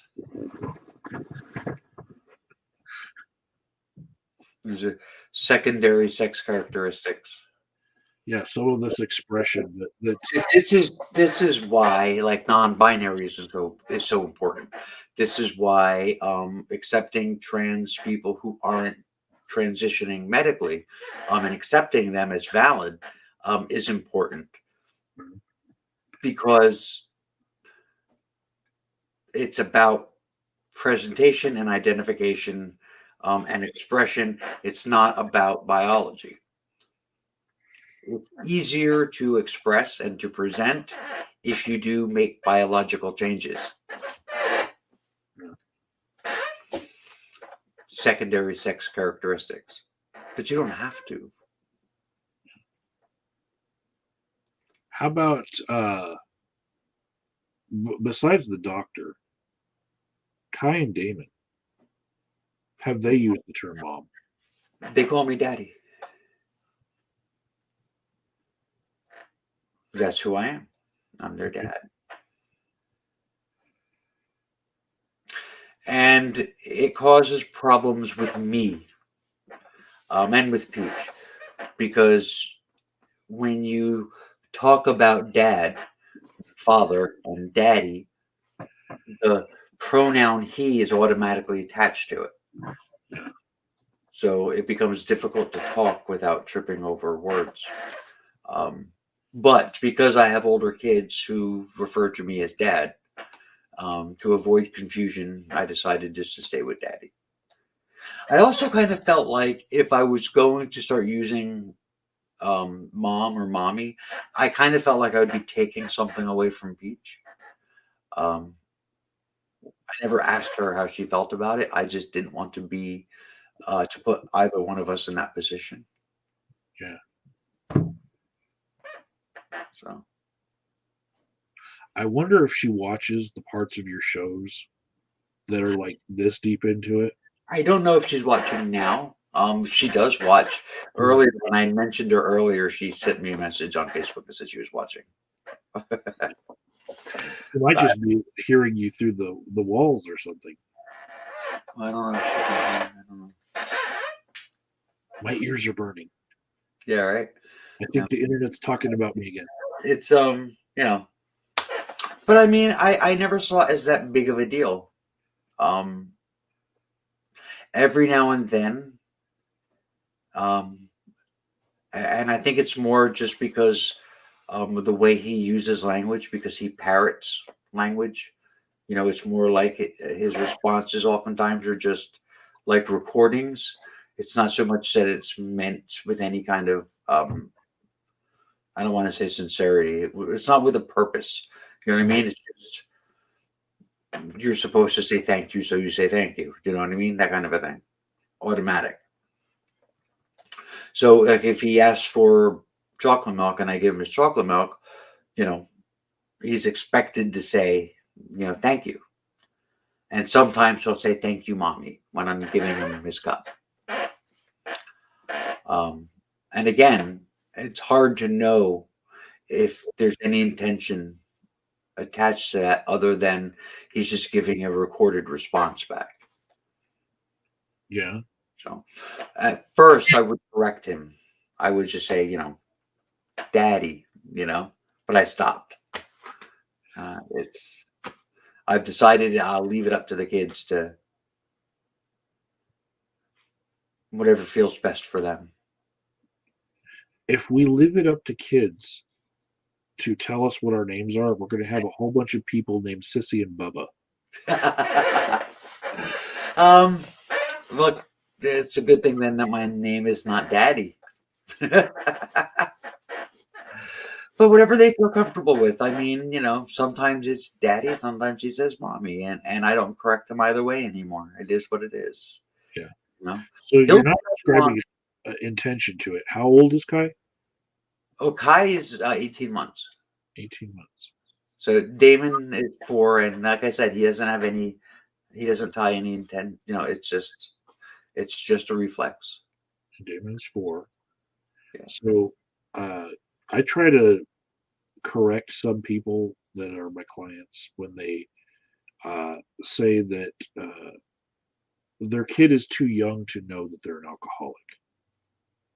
Right? Right. I have a wealth of studies that I can like throw at that, but like I have to translate into regular peopleese because they don't want to read studies. Right. Basically, as young as 2 years old, kids know if their parents are drunk. They can look in your eyes and they know you well Right. enough to know if there's something off. Right. Right. And it starts I mean, with that's not exactly the same as knowing that you're drunk, but they know if you're off. Yes. yeah.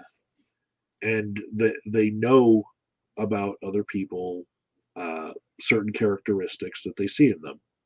Sometimes they're not really aware that they've learned something, but Right. what they're detecting in the world, they're classifying with their little intelligent brains. And so I would ascribe a little bit of intention to someone calling you mommy rather than daddy, especially at 4. Even if Kai at 2 starts doing it, like, I well, It doesn't matter to me if it's mommy or daddy. We just figured daddy would be less confusion, because the older kids call me dad. Um, but when he says it, I don't think there's anything behind it other than I'm supposed to respond, and this is what I've been taught to respond with. I know if he wants something and he's coming to me, he says daddy. But like if I hand him his cup and he won't say anything, and I'll say, "What do you say?" And he goes, "Thank you, mommy." And sometimes he corrects himself, sometimes he doesn't.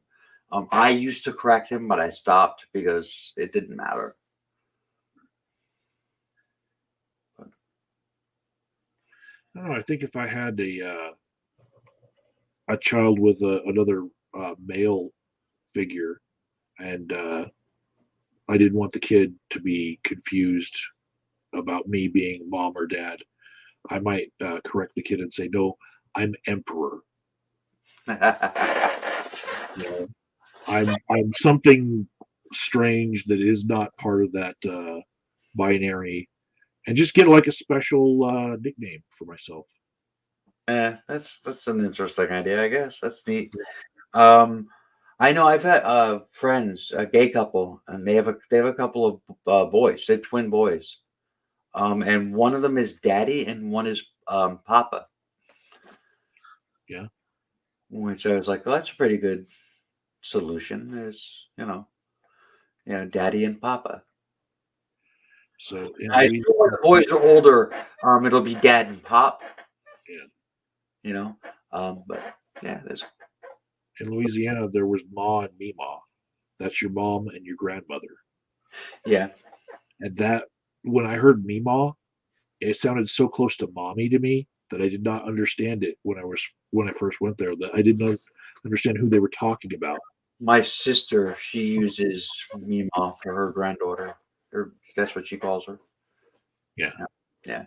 She said she refuses to be grandma, so Yeah. she'll accept Mima.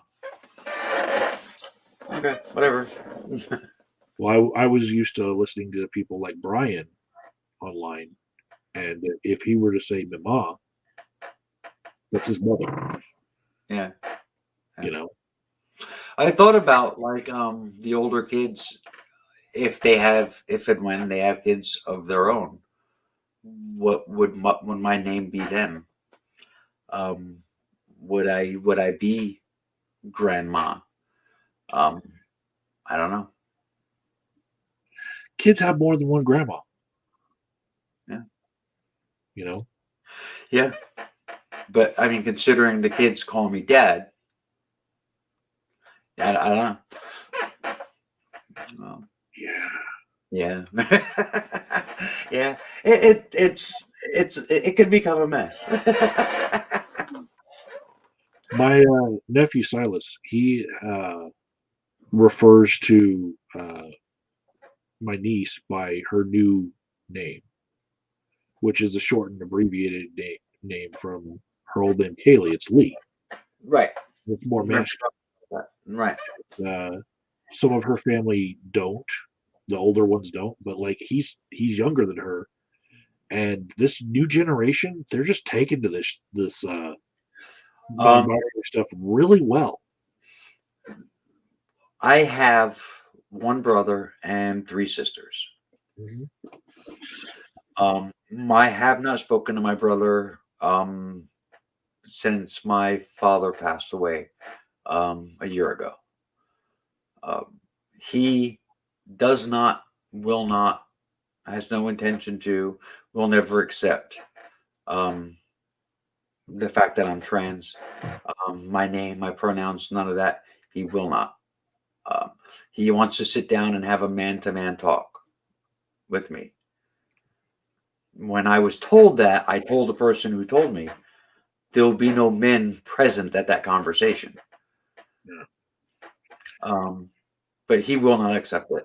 My older sister, she talks to me on Facebook. I haven't seen her since again I've seen her.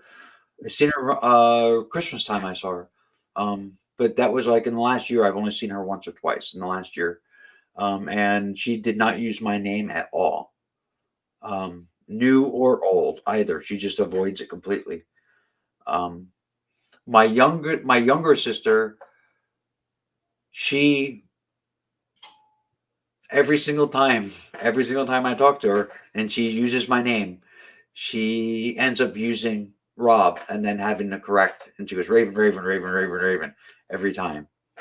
And then my youngest sister doesn't talk to me, or she does. She doesn't use my name at all. She avoids it. So, like, basically, my siblings and my mother have all found some way to sidestep it completely. All of their children, and when I say all, I mean all of their children. I'm Aunt Raven. They are they're there. They're there with it. They are there for it. Yeah, you're getting kind of misty eyed, and No, I'm good. I just want to point out that not very natural. Um, I'm not like shaming you on that. I'm just saying we're just talking here. But what you're saying gives me hope for the next generation in that Oh, it's fantastic. you don't have to figure it out. We can just let them do it. Like our generations, especially the ones right before us, fucked things up. Yeah. We're kind of like bridging this gap of like trying to be better. But their generation, like whatever they call you, will probably be the best thing, and we can just leave it up to them. They're gonna know. And well, I mean, like my oldest niece is 30, 30 something. And she knew. I told her that I was taking hormones years ago. She's known for a long time. So when I came out, she was like, finally. She's like, I kept your secret for years. Um, but she's like, yeah, I've spoken to her more in the last year than I had in a very long time. She's there for it. Her younger brother, who's around 30 years old, he spoke to me shortly after I came out, and he was just like, you are who you say you are. If you say you're Raven, then you're my Aunt Raven. So the house that I was bummed about being outbid on, Mhm. part of that little fantasy I had going on in my head was Lee might want to go to college up here, and I just imagine helping out family and giving a spare room to that. And when I picture that room, it's the same as Lee's room down where she's living right now, Right. which has a bunch of flags on the wall. You know, half those flags I bought Lee. Right. You know, Okay.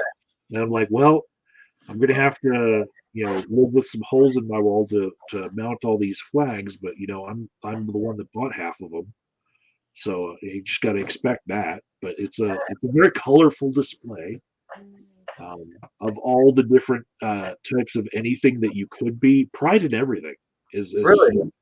yeah, not just the things that Lee has identified as in the past, but like all the Really?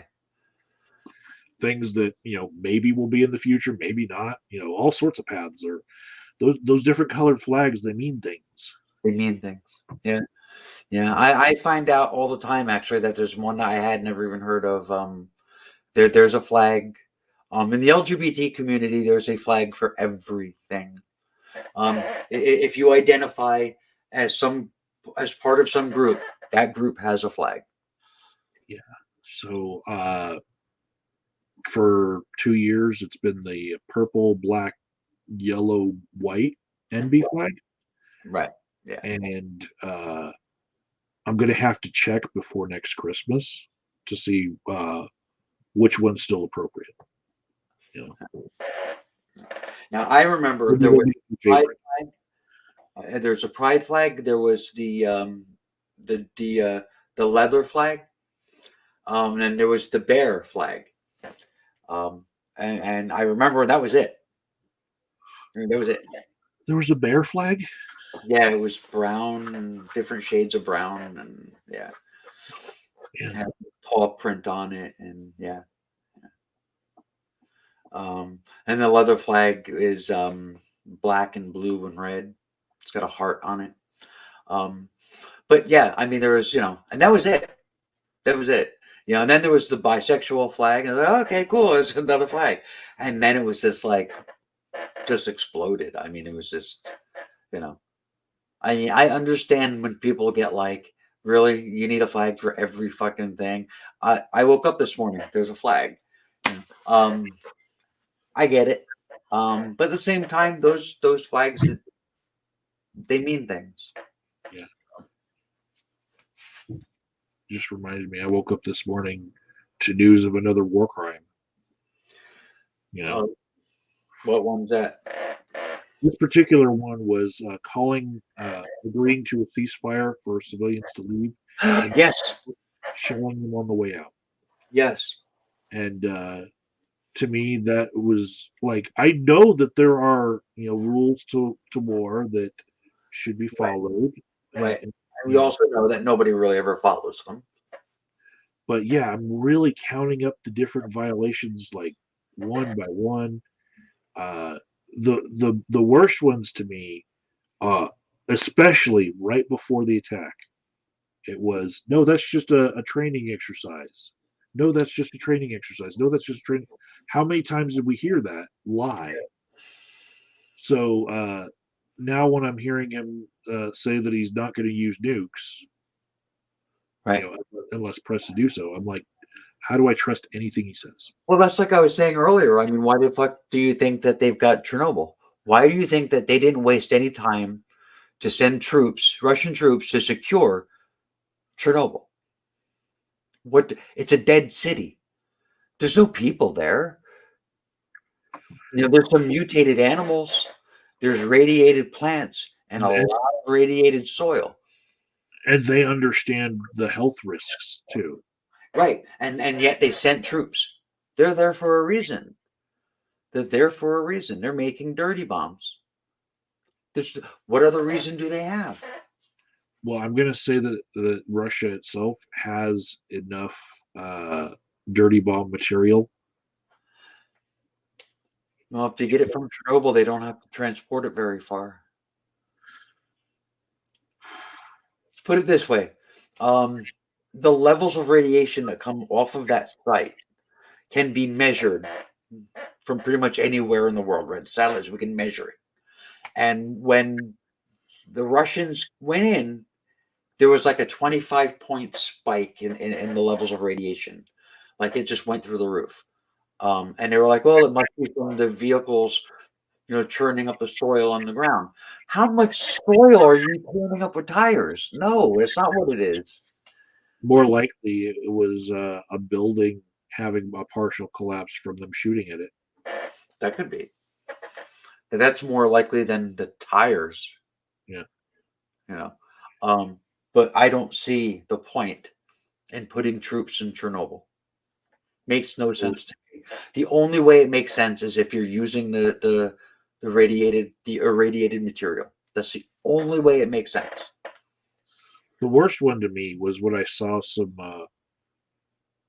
Russian tanks and anti-personnel armored vehicles that were painted to look like they were medical vehicles. Oh, I hadn't seen that. Yeah, that was a big one to me. Where like, I know you don't paint a red cross on a tank. Every soldier in America, every veteran knows that that's a big no-no. Yeah. You don't try to confuse and they've been claiming that because there are combatants in places like schools and stuff, that those are okay targets. I'm like, well, the entire country is taking up arms themselves because you're invading, Right. So like every school's probably got one guy with an AK-47 trying to just protect the kids. I mean, in a way, I mean, obviously, other than children, children doesn't count. But I mean, adults, every adult that's still in the country is a combatant at this point, because 18 to 60 if they're men, yeah. yeah, I mean, regardless of what anybody says or thinks, most people, I mean, we've seen it. They're fighting for their home, and they seem to be not happy to do so, but ready. You know what I mean? They're ready to go. They're doing it. So yeah, so technically they're all already combatants. So they don't have to lie about, oh well, didn't know they were civilians, or they're using civilians as shields. The only civilians left there are children, if there are any children left. The day prior, we're crossing the midnight barrier here, but I was hearing about thermobaric weapons, which kill indiscriminately, and that's why they're banned by the Geneva Convention, and they've been used. Right? Are those the vacuum bombs? Yes, vacuum bombs. That's some heavy shit. Yeah.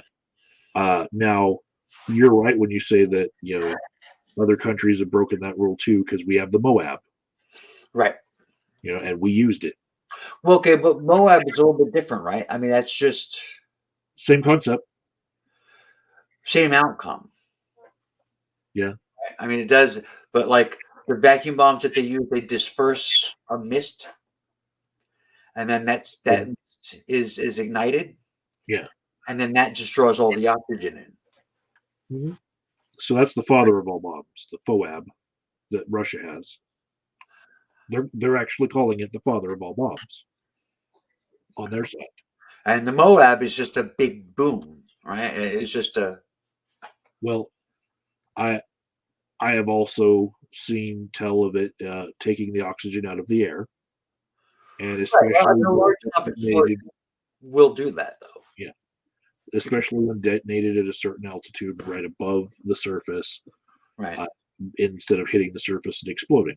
And so we had barometric triggers on ours to go off at a certain altitude to have maximum dispersion of the force and that vacuuming effect. And they were using them outside of caves in Afghanistan in order to suck all the oxygen out so that they could go in and just put bullets in people's heads to make sure, but they're already passed out.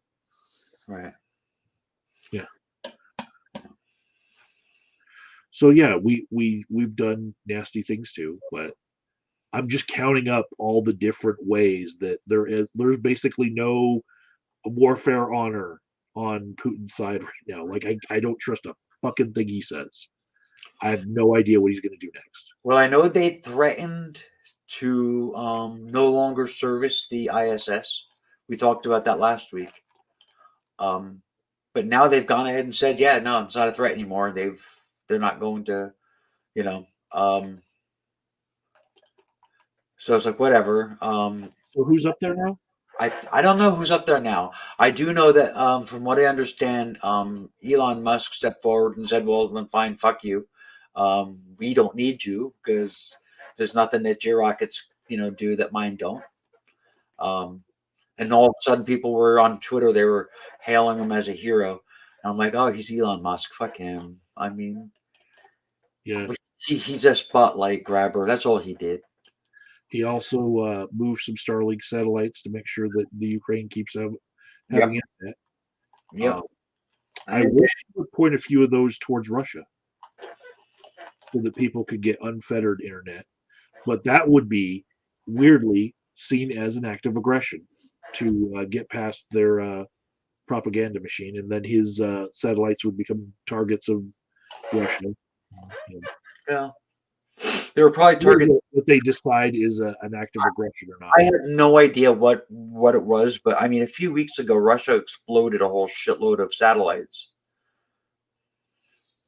So Did you see him coming down in like videos of like, what is that? What is that? yeah, no, I don't think so. It was on the news. They talked about it. TikTok had a whole bunch of videos like that of people just filming like the whole. Looks like a meteor, and it's beautiful. But yeah, there was a whole bunch of them that happened. So I don't think they were all Russian satellites. I think they just exploded a shitload of satellites. So all right, so it's time for you to get some sleep. And the last thing I want to say is cream carrot baby diarrhea. Ew. Brown helmet color. Yeah. Is Vegas watching? Do we know? No, he signed off about an hour and a half ago. Yeah, 12:05. Yeah, I see it. Yeah. Didn't mean he was gone though. True. This is the interwebs. People lurk. There's 3 people watching. So One might be me downstairs though. oh, me. So that means there's one person watching. Who are you? It might be Peach. I don't know. Peach. Could be. All right. You go. Have a good night.